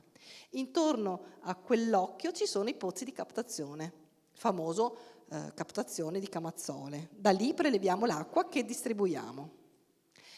Quel fagiolo, quel perimetro che vedete è l'area di salvaguardia. C'è una normativa che la prevede, è stata fatta con una logica di isocrone. Si è detto, se io mollo 1 litro di qualsiasi sostanza faticosa in questo punto, quanto ci mette ad arrivare sul mio pozzo? Se ci mette 365 giorni, sono nel perimetro del mio fagiolo. Questo perché chi distribuisce acqua deve avere il tempo di tutelarsi da possibili inquinamenti. La falda è bellissima, è una risorsa grandiosa, ma è un grande magazzino. Tutto quello che ci butti dentro lì resta. Ed è difficilissimo da svuotare. Per cui, in termini di contenimento del rischio e tutela, questo è il perimetro che la Regione ci ha approvato essere il perimetro di riferimento. Quindi, il mio gestore che preleva l'acqua da lì, che ha un piano di sicurezza degli acquedotti che deve tutelare anche in termini di garanzia o di tutela del rischio quei pozzi, sa che all'interno di questo perimetro valgono delle regole particolari. Questo perimetro per noi ricade tutto all'interno della rete Natura 2000, grave e umido del Brenta. Su questo perimetro possiamo ragionare su quali interventi conviene governare per garantire la qualità dell'acqua e portarcelo, come abbiamo visto prima, nella mia pianificazione. Perché se li porto all'interno della pianificazione li posso riconoscere come costi tariffari e quindi posso sostenerli. In una logica che non è istantanea, è continuativa e strutturata. Questa è la differenza. Il progetto LIFE è un progetto bellissimo, però come tutti i progetti ha un inizio e una fine. Invece riuscire a riportare questa visione stabilmente nella pianificazione e poterne contare sulla alimentazione economica consente di garantirne una durata e un'efficacia ben diversa. È il primo caso di applicazione in Italia, in questo senso è stato fatto anche un webinar con molti partecipanti per promuoverlo, mantiene 1 milione di interventi di mitigazione all'interno del piano d'ambito. Per chi interessa poi ci sono tutti i report tecnici proprio anche per approfondire. Ecco, mi piace sottolineare questo. È stato il percorso partecipativo che ha permesso, coinvolgendo prima i 15 comuni rivieraschi e poi investendo l'intera assemblea dell'ente d'ambito, che è fatto da 67 comuni, ci ha permesso di andare a modificare una legge regionale che diceva che gli enti gestori delle misure di conservazione erano solo appannaggio di comuni o associazioni di comuni. La Regione è stata accogliente, ci ha aiutato. Nel 2022 l'Assemblea del Bacino ha votato la candidatura a diventare soggetto gestore e con delibera di giunta regionale del 31 luglio dell'anno scorso l'ente di governo d'ambito è diventato anche soggetto gestore delle misure di biodiversità delle aree gravi dell'area del sito Natura 2000 area del Brenta. In questo modo alcune funzioni anche esplicitamente ci sono state trasferite e quindi più facilmente anche utilizzando l'affidamento in house, che è una forma di affidamento che caratterizza la gestione del servizio idrico nel nostro territorio e praticamente in tutto il Veneto, siamo riusciti a garantire la stabilità di questa architettura che avevamo all'inizio solo immaginato sulla carta. Proprio perché non finisce tutto adesso, tutti i soggetti interessati hanno costruito il piano Afterlife che ci porterà al 2030 e che andremo a sottoscrivere tra breve. Concludo, sono stata più lunga del previsto, ma sento forte la responsabilità di rappresentarvi le tante teste, i tanti pensieri, le tante attività che hanno portato a questo tipo di risultato. Noi crediamo che le utilities, cioè i gestori dei servizi idrici, possano diventare promotori o capaci di adottare un approccio ecosistemico, perché questo contribuisce a una transizione morbida, costante, strutturata ed è, come dire, questa secondo me la grande risorsa. La componente RC è uno strumento che può essere utilizzato per questo tipo di attività, ARERA ci ha approvato le tariffe senza nulla eccepire, insomma, quindi ho la prova certificata, e riteniamo che questo possa essere un esempio di governance nuovo, okay, che può essere replicato, perché immagino che in molti altri ambiti vi sia questa necessità di far coesistere i prelievi o gli impatti che il servizio idrico produce con realtà che vanno, diciamo, potenziate o tutelate sotto il profilo della biodiversità, ma non perché abbiamo uno spirito verde, perché ci piace piantare l'alberello e riconoscerlo, okay? Ma perché riteniamo che questo tipo di impatto ci aiuti a conservare la risorsa. Lo studio in 3D che vi ho raccontato prima ci dice che se noi vogliamo contrastare la riduzione del depauperamento della falda, quell'accelerazione e quella criticità che dicevamo all'inizio, noi dobbiamo lavorare sui sistemi naturali di ricarica della falda. Abbiamo scoperto che mantenere una portata in brenta minima consente alla falda di ricaricarsi. Allora, più che a pensare a sistemi artificiali, industriali, complessi, lavoriamo in questo. Lavoriamo su questo, integriamoci con quel piano di gestione alluvioni che citava l'assessore stamattina, perché laddove raccolgo l'acqua per proteggermi dall'alluvione, posso anche fare un bacino che me la conservi, magari per scopi agricoli, irrigui, quando l'acqua manca. Quando nel 2022 abbiamo affrontato la siccità, qui da noi non si è percepita tanto, perché avevamo già lavorato in interconnessioni, in ridondanza, che hanno consentito di... E questo è positivo ovviamente, perché dice che il servizio rende bene, ma non ha dato valore alle fatiche che sono state fatte e che io vedo quando guardo i costi di energia elettrica del gestore del 2022. Non è che non c'è costata la crisi idrica, non l'abbiamo percepita, ma è costata tantissimo al territorio. E costa anche sulle nostre tariffe. Però, come dire, evolvere questa idea che attraverso la mia tariffa riesco a garantire un servizio buono, a contrastare la crisi, ma anche ad attrezzarmi per quello che verrà, in una logica anche di fruibilità più ampia del territorio, mi pare un ottimo risultato.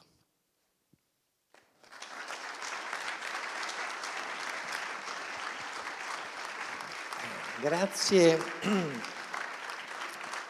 Giuseppina Cristofoni. Tra l'altro nella parte finale del suo intervento ha toccato il tema della portata minima dei fiumi, che è al centro di un grosso dibattito e dovrebbe essere garantito per legge, ma sempre più frequentemente durante i periodi di cosiddetta emergenza, che emergenza non è perché è ampiamente prevedibile, c'è un sistema di deroghe che mette in discussione. Vabbè, questo sarebbe un discorso lungo, però è importante che sia stato toccato questo tema, mi pare. E parliamo adesso, è stato anche questo accennato nell'intervento precedente, dell'afterlife. Nel linguaggio comune per l'afterlife ci vuole molta speranza, invece per questo specifico...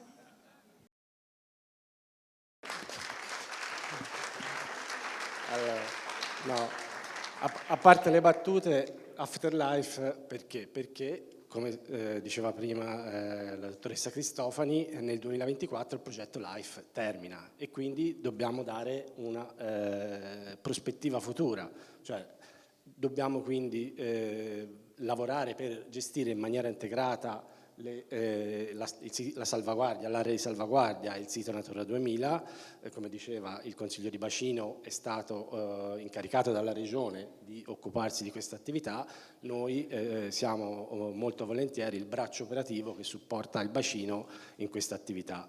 Quello che dobbiamo fare quindi è anche provvedere a mantenere i siti di intervento dove abbiamo fatto questi investimenti che sono finiti in tariffa e che sono previsti anche nei prossimi anni per mantenere la peculiarità del sito e tutelare la risorsa. Negli interventi precedenti alla pausa più di una persona ha parlato di tutela della risorsa che nel servizio idrico in tutto, diciamo, in tutto l'ambito delle attività umane, ma nel servizio idrico è di particolare rilevanza, visto gli eventi che si susseguono nel tempo. Abbiamo parlato della siccità del 2022, non ha avuto impatto sull'utenza, ma la falda dei pozzi di Camazzoli comunque si era abbassata in maniera anche importante e quindi non siamo arrivati a livelli di rischio, per fortuna, perché è una falda molto performante, diciamo così, ma comunque degli impatti ci sono stati e soprattutto fornendo noi il servizio nell'altopiano di Asiago, i costi di energia elettrica che citava Giuseppina sono passati dai 9 milioni del 2021 ai 22 milioni del 2022, perché c'è un salto di 1000 metri, spingiamo l'acqua da Bassano, da Oliero, dalla centrale di Oliero. Quindi quello che stiamo avviando, che avvieremo a breve con la convenzione, con la stipula della convenzione, sarà un'attività di monitoraggio e di quindi gestione in senso stretto della risorsa. Stiamo già avviando, abbiamo già avviato delle repliche di questo progetto in altre aree del territorio, l'Altopiano di Asiago e il Monte Grappa. Il Etifor lo sta avviando anche, l'ha avviato anzi anche in altre realtà del territorio italiano.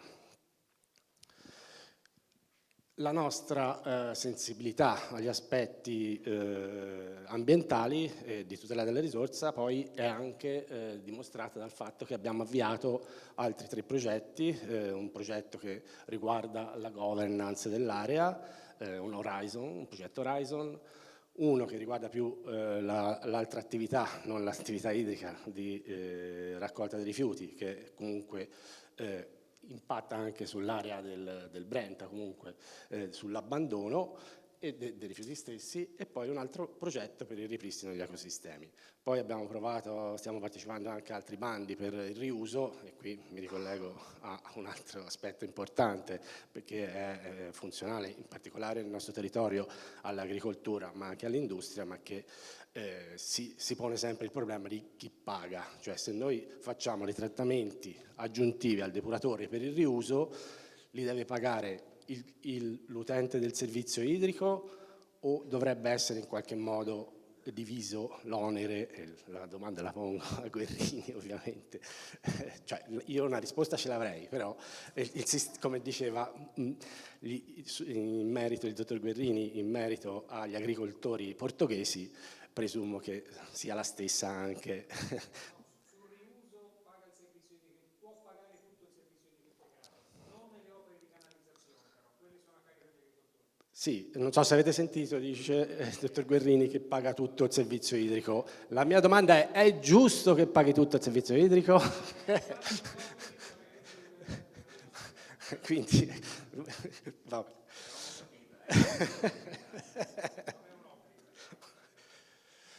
Quindi la nostra sensibilità al problema ambientale è avvalorata anche dal fatto che di recente, come ETRA, su proposta del Consiglio di amministrazione e del management, abbiamo pensato di proporre ai nostri sindaci la trasformazione della società da semplice, si fa per dire, SPA che ha tuttora come obiettivo principale di fornire un servizio idrico adeguato e di fare un servizio di raccolta rifiuti adeguato, di trasformarci anche in società benefit. Cioè, ciò vuol dire che abbiamo dato rilievo statutario, quindi il Consiglio di amministrazione, io come direttore generale e tutti i miei colleghi ci dobbiamo impegnare per raggiungere anche altri obiettivi. Tra i vari obiettivi che abbiamo inserito nel nostro statuto c'è quello che viene citato qua, che riguarda proprio la tutela delle risorse, della biodiversità e il rispetto dell'ecosistema.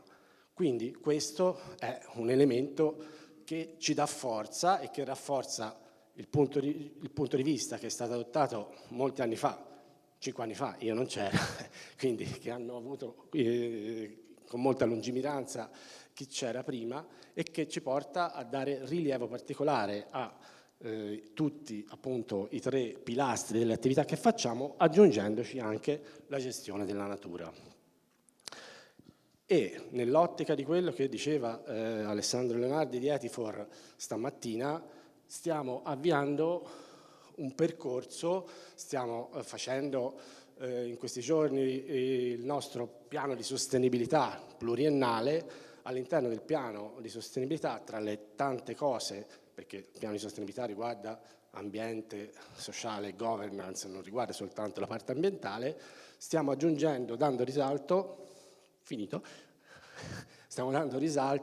all'aspetto della nature positive, quindi inseriremo e speriamo che i sindaci di cui gli amministratori che qui sono presenti, quando proporremo loro il piano di sostenibilità, ce l'approvino, inseriremo un obiettivo di diventare, ovviamente non nel brevissimo, ma di diventare in futuro, in prospettiva, nature positive, seguendo i passi di analisi dove siamo, perché bisogna sempre sapere dove siamo, ma poi seguendo tutti i passi, considerando che in termini di disclosure noi già dal 2009 facciamo il piano di sostenibilità con criteri standard internazionali, ma dobbiamo sicuramente migliorare perché ce lo impone, come diceva Alessandro stamattina, dei nuovi standard.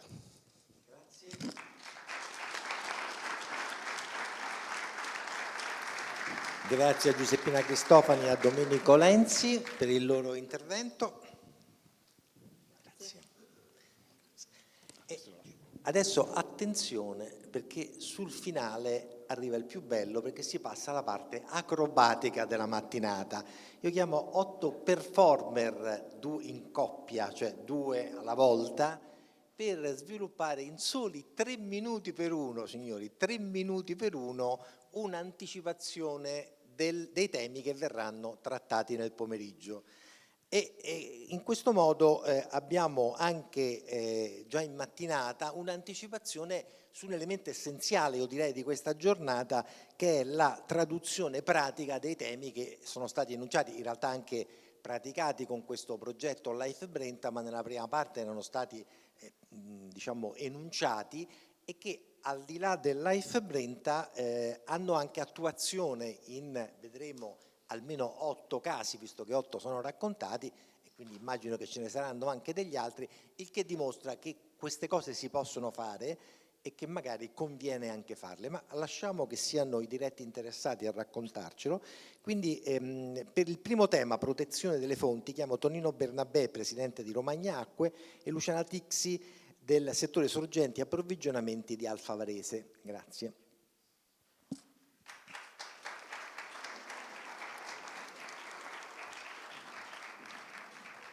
Protezione delle fonti, e dunque come si proteggono le sorgenti, perché siamo abituati a pensare che c'è un'area di rispetto. È vero che c'è un'area di rispetto attorno alle sorgenti, spesso è troppo piccola quest'area, e infatti l'ISPRA vede che un po' più del 50% delle acque di superficie ci sono tracce di pesticidi, sarebbe meglio che non ci fossero.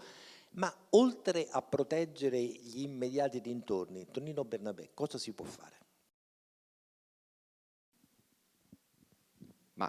Dunque, noi gestiamo un bacino idrico legato a una diga che è stata realizzata in un parco nazionale, appunto la diga di Ridracoli. Siamo all'interno del Parco Nazionale delle Foreste Casentinesi, Montefalterone e Campigna, quindi siamo nell'Appennino della Romagna toscana, per intenderci.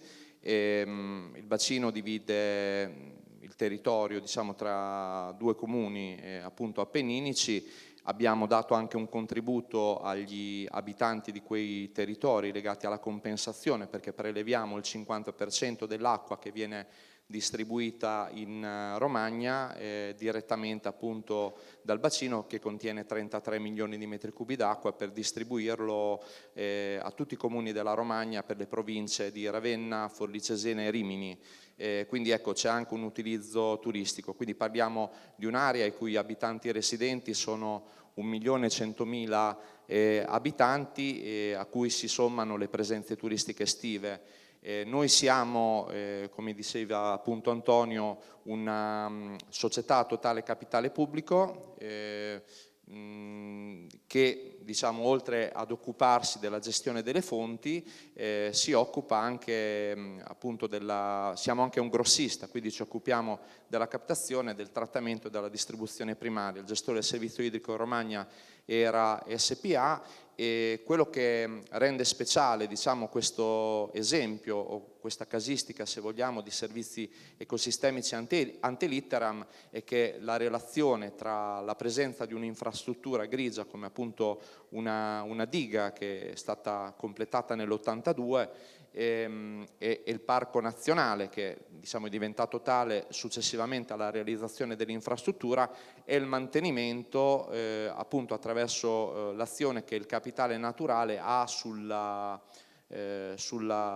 bacino imbrifero diretto, ma ovviamente parliamo di un'area di 88,5 km quadrati tra bacino imbrifero diretto e bacino imbrifero indiretto, questo per salvaguardare la capacità di regolazione di massimo invaso, quindi i 33 milioni di metri cubi, dal rischio di interrimento, quindi di trasporto solido all'interno dell'invaso. Quindi la difesa del capitale naturale ha una funzione importante per garantire il 50% dell'acqua, oltre il 50% dell'acqua di cui la Romagna ha bisogno.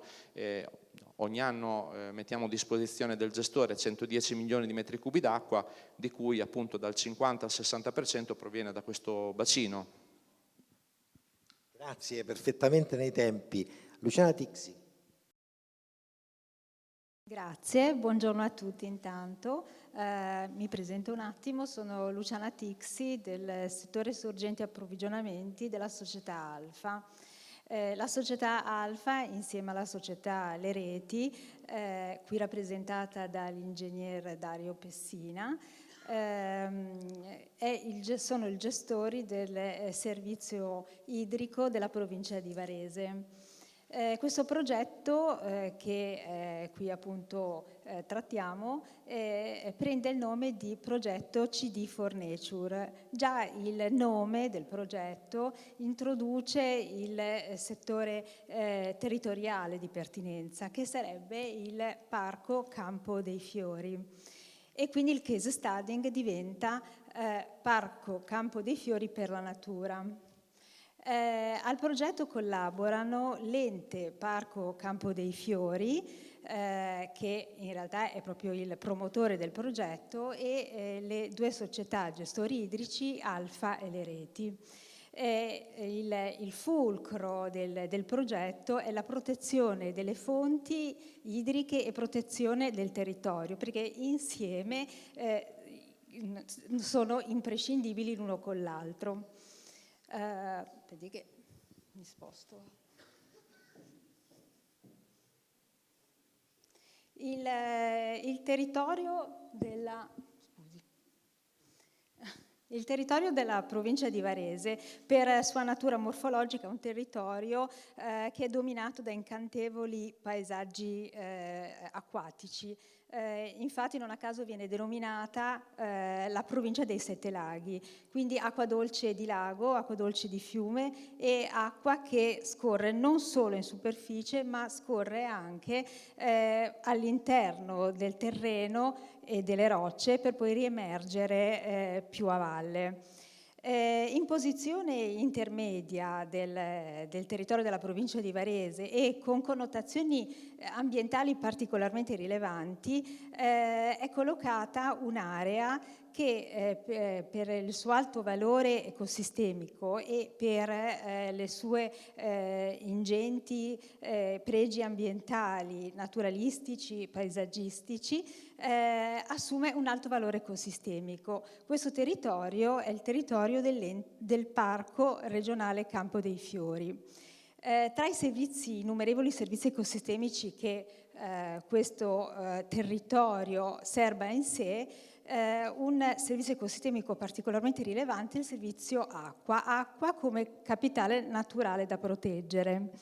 E infatti le figure a lato mostrano sono le connotazioni di fonti e territorio. La prima foto rappresenta l'interno di una sorgente che per le sue caratteristiche litologiche è estremamente vulnerabile. La seconda foto invece mostra un equilibrio tra area boschiva, area sorgiva e intervento antropico del casello di presa. L'ultima slide che qui presento è che il territorio dello studio è un territorio prevalentemente montuoso, le cui caratteristiche sono roccia carbonatica prevalente, permeabilità per fratturazione e quindi con un forte fenomeno del karsismo. Ed è proprio il fenomeno karsico che, visto che è un pregio di questo ambiente, ma risulta anche un'elevata vulnerabilità proprio del territorio.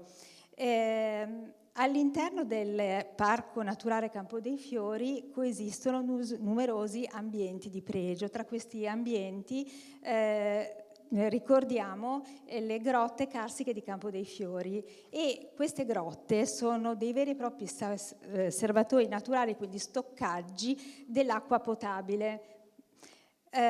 Punto di forza di questo progetto, che poi andremo a trattare nel pomeriggio, sono la collaborazione sinergica tra l'ente Parco Campo dei Fiori, promotore del progetto, e le due società Alfa e Reti. Inoltre interventi di NBS, quindi non solo di ingegneria naturalistica, ma che anche focalizzati sulla natura, e la possibilità di internalizzarli nel costo in tariffa. Non racconti tutto, altrimenti poi nessuno nel pomeriggio, poi c'era un po' di suspense per il pomeriggio. Grazie. Mi scusi ancora per il...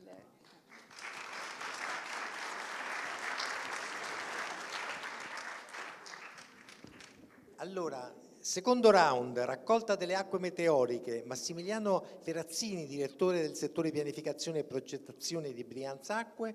Marco Callerio, responsabile servizi ingegneria del gruppo CAP. Eccoci qua, raccolta le acque meteoriche, quindi con la doppia valenza di approvvigionamento contro la scarsità e di difesa contro la sovrabbondanza. Vediamo che cosa si sta facendo in pratica. Prego, cominciamo con Ferrazzini.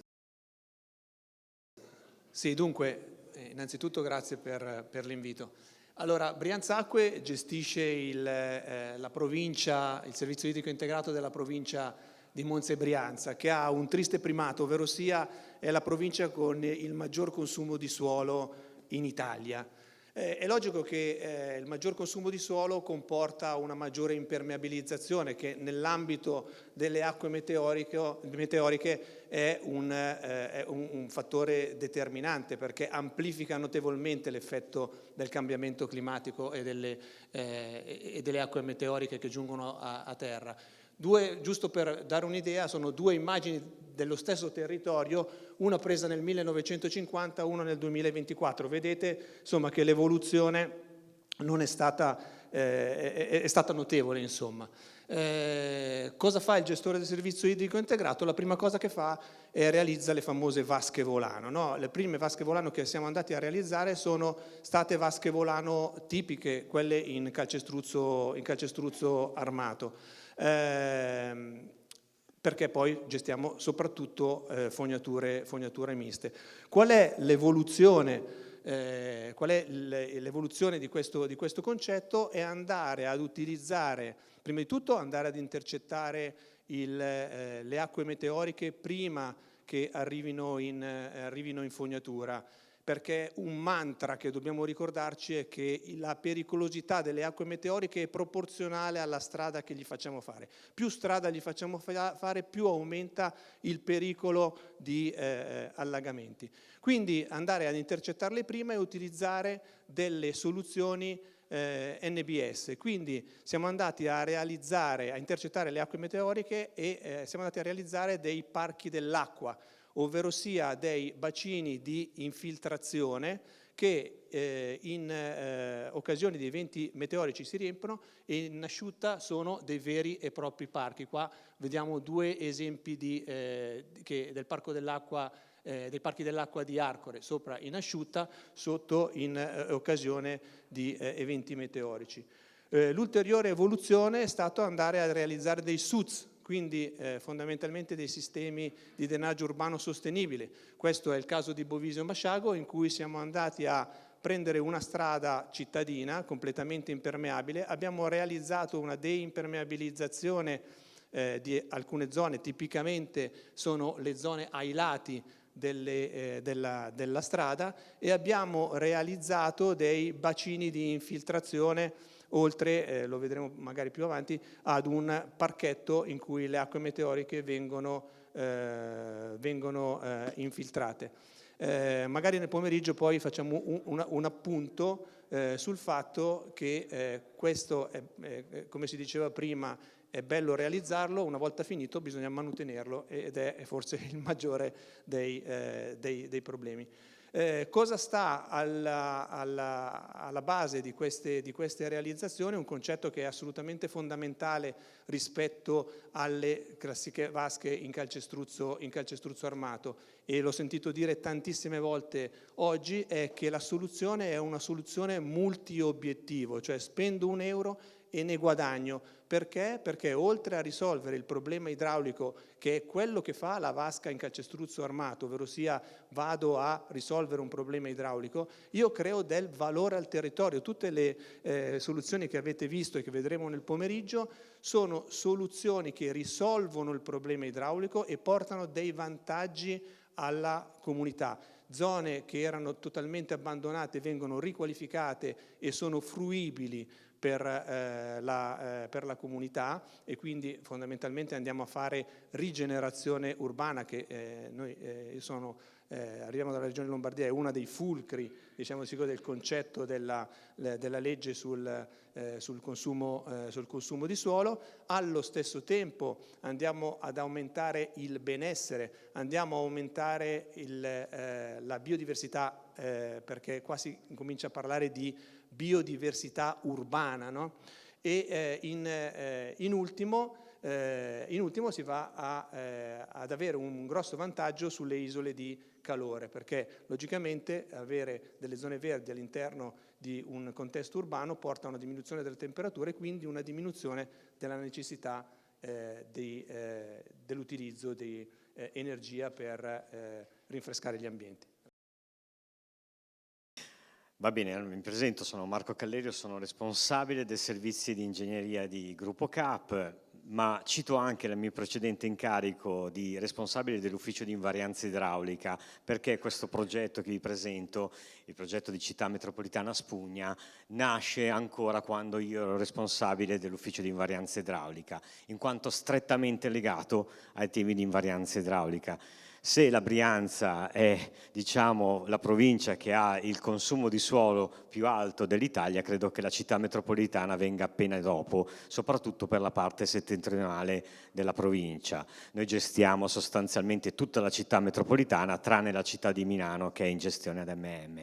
Però la porzione a nord, voi vedete comuni, vi accorgete di passare da un comune all'altro solo perché c'è il cartello che in una stessa via separa case da un comune all'altro. Quindi se voi ancora avete il concetto dell'ettaro, qua fortunatamente noi abbiamo ancora forse per un po' il concetto del metro quadro. Quindi ancora per adesso ci teniamo a contare i metri quadri e i residui di territorio. E in questa ottica, in questi anni, il gestore Gruppo CAP ha svolto un lavoro di ricognizione del rischio idraulico in ambito urbano. Questo sempre con il regolamento di invarianza idraulica abbiamo sviluppato uno studio con i documenti di rischio idraulico comunale, stando vicino ai comuni, per mappare tutte le situazioni di rischio, ma anche andando a mappare quelle che sono le opportunità di investimento, le opportunità di intervento, e in particolar modo per le disconnessioni delle reti meteoriche e dalla fognatura mista. Le abbiamo mappate per tutta la città metropolitana. Nel momento in cui è uscito il decreto nella fine del 2021 sul finanziamento del PNRR, siamo riusciti a inserirci in una linea di finanziamento non comune per il servizio idrico integrato, quello dei piani urbani integrati, assieme a Città Metropolitana, con il quale abbiamo anche avuto in passato un percorso attraverso un progetto Life Metro Adapt, sullo studio dei sistemi di drenaggio urbano sostenibile, siamo riusciti a utilizzare questa linea di finanziamento per arrivare a far finanziare 90 interventi di sistemi, diciamo, di sviluppo, di implementazione di sistemi di drenaggio urbano sostenibile su aree pubbliche, piazze, strade, parcheggi, complessivamente un finanziamento di 50 milioni di euro IVA compresa, in sostanza, tutto finanziato PNRR, su 32 comuni della città metropolitana, anche questi scelti in funzione del fatto che ci fossero delle criticità della rete. Quindi tutto il lavoro che abbiamo fatto prima, sia mappare le criticità che quello di individuare degli interventi, si è condensato in un primo, chiamiamolo un primo lotto, perché poi non abbiamo potuto inserire tutti gli interventi mappati, su 32 comuni, per 530.000 metri quadri, infatti vedete che cito i metri quadri, non gli ettari, con 300.000 superfici di nuove superfici verdi, quindi depavimentiamo anche le superfici, quindi non solo canalizziamo, ma anche togliamo asfalto dove in passato si è esagerato, perché si pensava, si immaginava, si pensava a qualcosa di sviluppo futuro.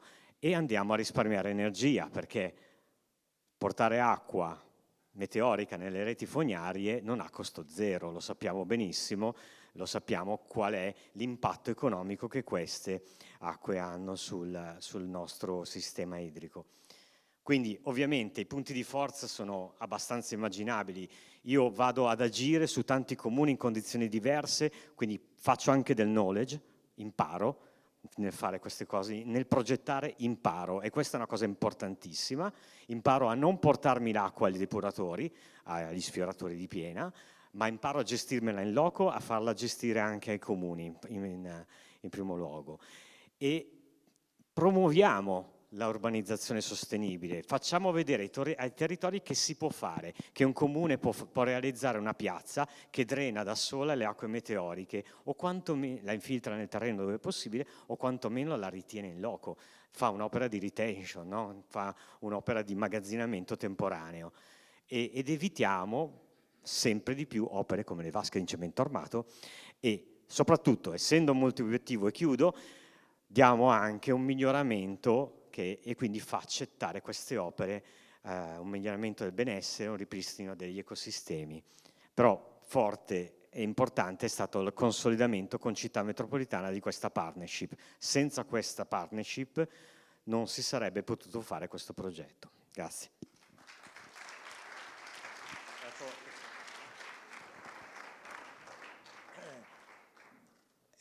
Allora, adesso torniamo sul tema Nature Positive con un pitch dedicato alla biodiversità e sinergie con le aree protette.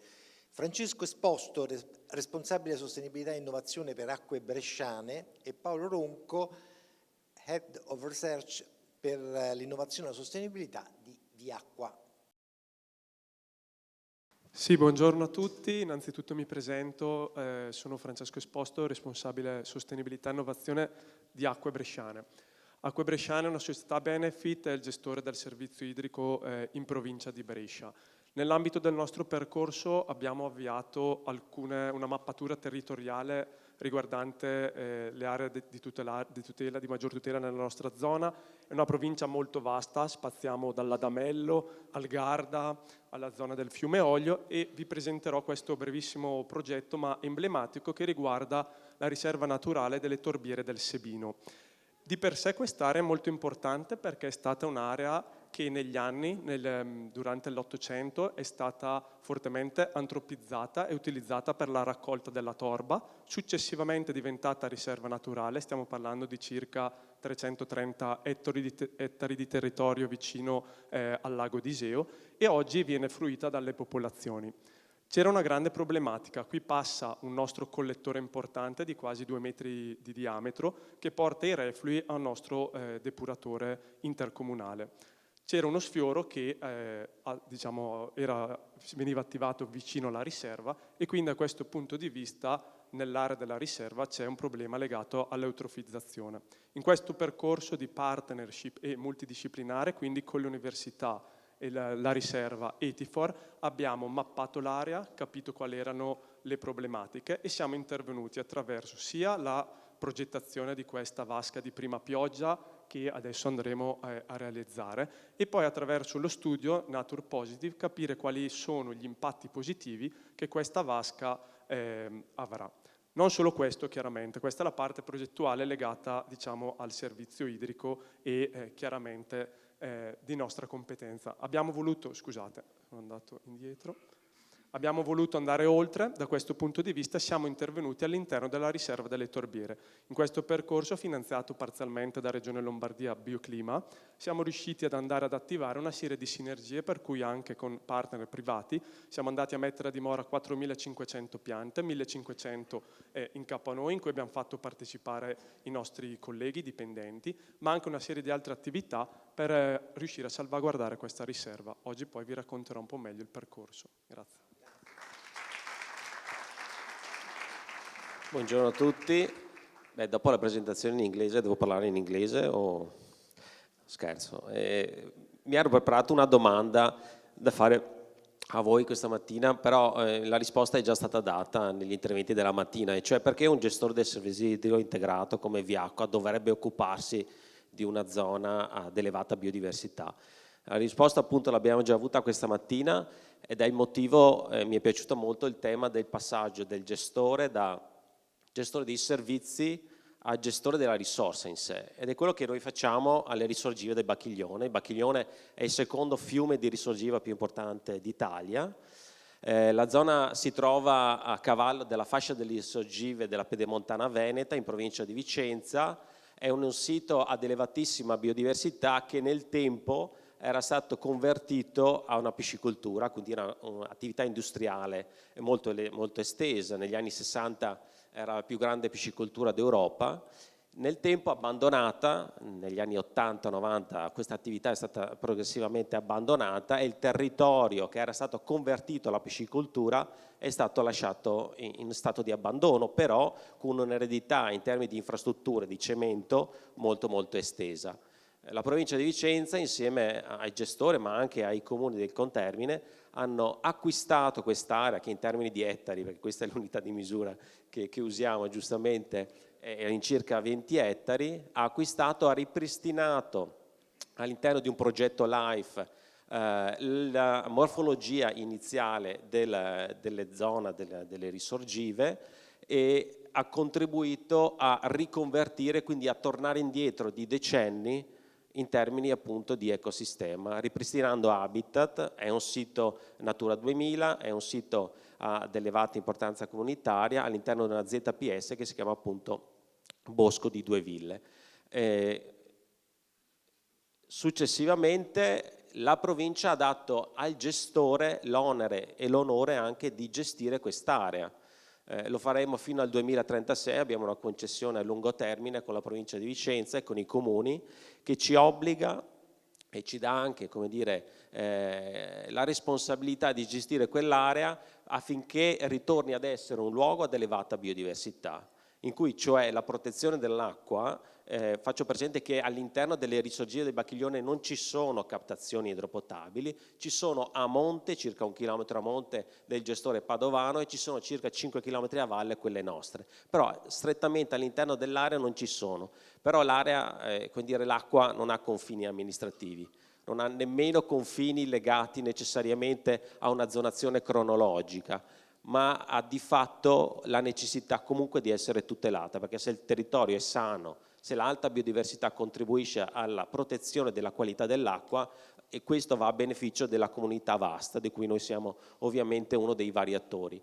È un luogo privilegiato dove sviluppiamo moltissime attività di educazione ambientale, di sensibilizzazione, dai bambini delle materne fino agli studenti delle università, degli adulti anziani, passando attraverso le università e gli studenti delle superiori. Perché?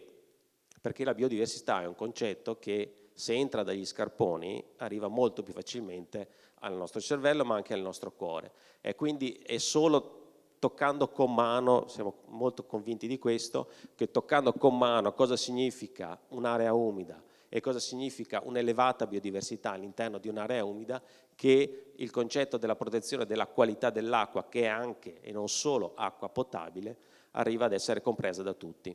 Quindi vi aspettiamo nel pomeriggio per parlare di questo e anche di altro. Grazie.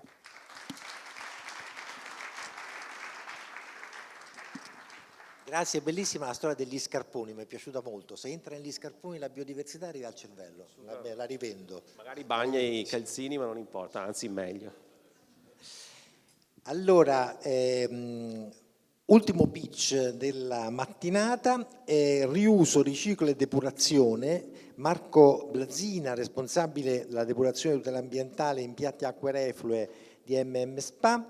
Giorgio Serra, responsabile di ricerca e sviluppo per Piave Servizi e referente dei gruppi di lavoro di Vivere Acqua. Dal punto di vista globale siamo messi malissimo con questo. Ho letto recentemente che secondo l'UNESCO l'80% delle acque reflue, sia civili che industriali, non viene trattato. Buttiamo via con tutto il suo contenuto. Non riusciamo a fare qualcosa di meglio? Facciamo qualcosa di meglio. Appunto, arrivo da Milano, conoscete tutti Milano, insomma, per design, moda, grattacieli, quindi ho sbagliato convegno? No. Vedete le foto qui dietro, sono dei 2 depuratori di Milano, 2 depuratori di acque reflue. A Milano trattiamo il 100% delle acque reflue. Sono depuratori nati tardi, perché Bruxelles ci ha bacchettato per un po', ma sono nati bene. La cosa interessante è che sono inseriti in un parco agricolo e sì, a Milano c'è un parco agricolo. Siamo all'interno del comune di Milano, soprattutto nell'immagine a sinistra vedete il depuratore di Nosedo, sullo sfondo la Madonnina, quindi il Duomo. Dal centro città ai campi agricoli c'è veramente poco. Quello di cui vi parlerò nel pomeriggio è il riuso delle acque reflue trattate per vari scopi, soprattutto il riuso irriguo. E parliamo di ettari, di nuovo, perché le acque vanno ad irrigare svariati migliaia di ettari a sud di Milano. Il rapporto soprattutto che c'è fra che ci può essere, il rapporto virtuoso che ci può essere fra una grande città e il suo hinterland. Questi 2 depuratori sono stati costruiti nei primi anni 2000, li vedete inseriti in un contesto, non è solo l'impianto di depurazione, si porta dietro il parco, si porta dietro le marcite ricostruite, si porta dietro migliaia di alberi, piste ciclabili, si porta dietro il riuso delle acque, a scopi irriguo ve l'ho già detto, ma anche per altri scopi di cui parleremo nel pomeriggio.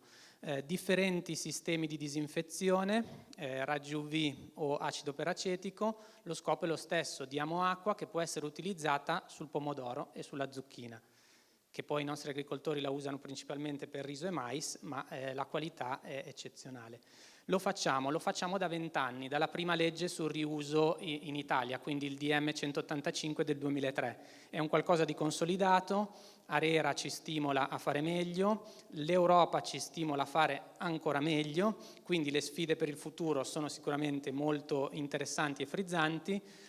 Qui c'è qualche dato che non vi sto a leggere, tanto probabilmente avrete le slide. La cosa interessante è che il 100% delle acque reflue di una città come Milano può essere e viene depurato con una classe A per uso diretto a scopo irriguo, e nei periodi di stagione irrigua noi forniamo il 100% di queste acque agli agricoltori che la utilizzano e sono contenti, tra l'altro. Magari c'è qualcuno che ne sa di questo, però già 1 o 2 gradi in più rispetto alle acque superficiali o le acque di falda fanno la differenza, perché vanno a irrigare i campi prima e sono più contenti. Quindi soluzione win-win, raggiungeteci nel pomeriggio.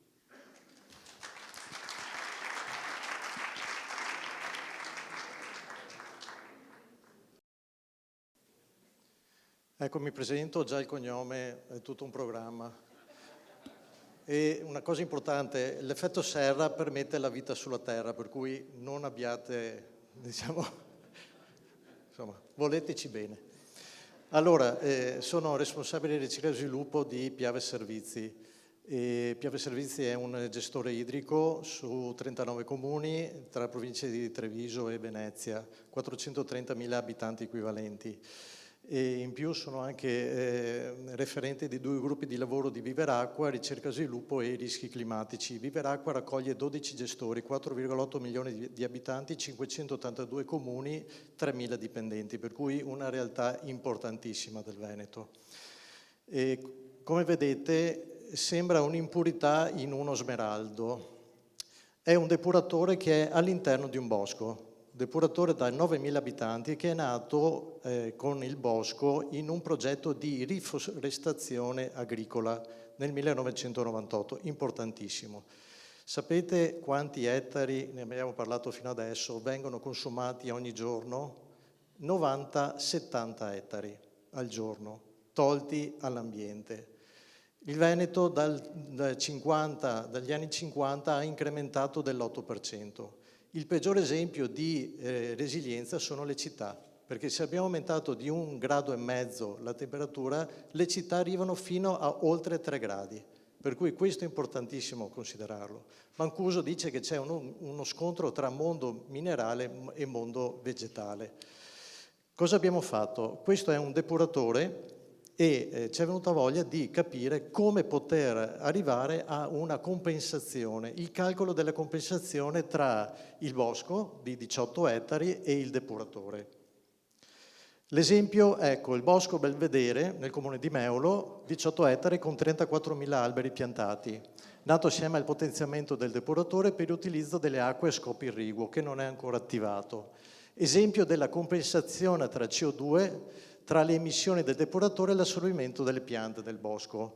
Abbiamo fatto fare il calcolo dell'impronta di carbonio del depuratore e abbiamo scoperto che il bosco riesce a compensare per il 100%, avere anche un margine, per cui è un esempio di compensazione, diciamo, virtuosa. Un altro aspetto importante, tramite scienziati ambientali abbiamo controllato le matrici ambientali per capire anche la capacità rigenerativa del bosco e la biodiversità in 2 campagne separate e l'ultima campagna, utilizzando il servizio di Corilla, che è un accentratore di scienziati ambientali tra l'Università di Padova, Venezia e Ca' Foscari, abbiamo fatto monitoraggio di tutte le componenti ambientali, gli insetti impollinatori, importante, e anche le specie mellifere. Un'altra cosa, abbiamo installato dei tree talker. Questo è un progetto molto innovativo, sono dei dispositivi collegati a 20 alberi campione, questi in una rete di connessione in tempo reale acquisiscono dei dati di crescita degli alberi, la capacità il calcolo del flusso della linfa ci permetterà anche di seguire negli anni la capacità di assorbimento, il movimento delle falde e anche l'accrescimento e la capacità di segregazione dell'anidride carbonica nella bassa legnosa. Per cui la nostra idea è quella di andare a calcolare con un modello la capacità di compensazione del bosco rispetto alla CO2 prodotta. E mi fermo. Grazie.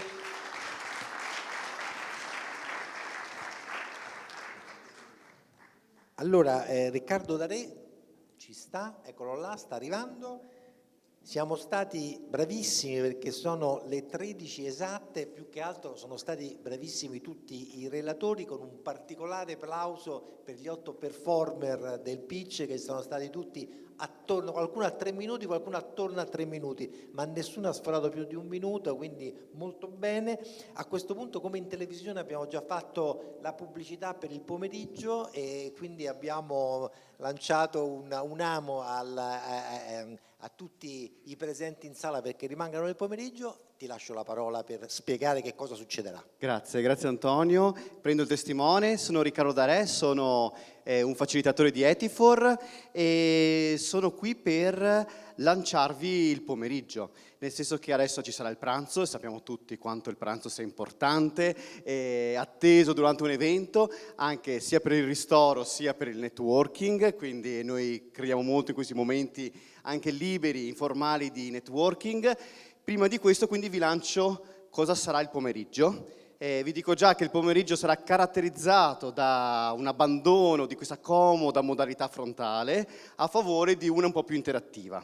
Dico questo perché di solito quando in un programma c'è scritta la parola interazione, qualche partecipante si spaventa. Allora sono qui per rassicurarvi, spiegandovi cosa faremo nel pomeriggio. Nel pomeriggio avremo la possibilità di approfondire questi pitch che Antonio Cianciullo ha chiamato acrobatici, avevano appunto la finalità di incuriosirvi. Quindi nel pomeriggio in una prima sessione andremo proprio ad approfondire questi pitch. Tenetevi tutte le domande che avete in questo momento nella vostra testa, nel vostro cuore, perché nel pomeriggio potrete farle ai relatori.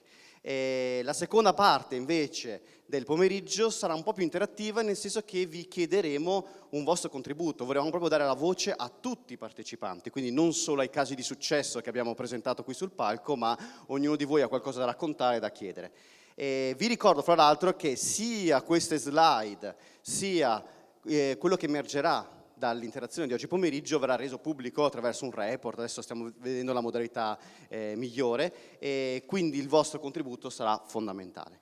Quindi questo sarà il pomeriggio. Prima di lasciarci per andare a pranzo vi dico solamente 3 istruzioni. La prima cosa che vi chiedo di fare quando vi alzerete è di liberare le sedie, perché il setting cambierà drasticamente nel pomeriggio, quindi noi muoveremo le sedie, ok? Non vorremmo toccare oggetti personali. La seconda cosa è, se non avete scelto il tavolo tematico, potete ancora farlo. Laggiù in fondo la mia collega Sofia vi può dare ancora un bollino. Il bollino è associato a una sala, ok?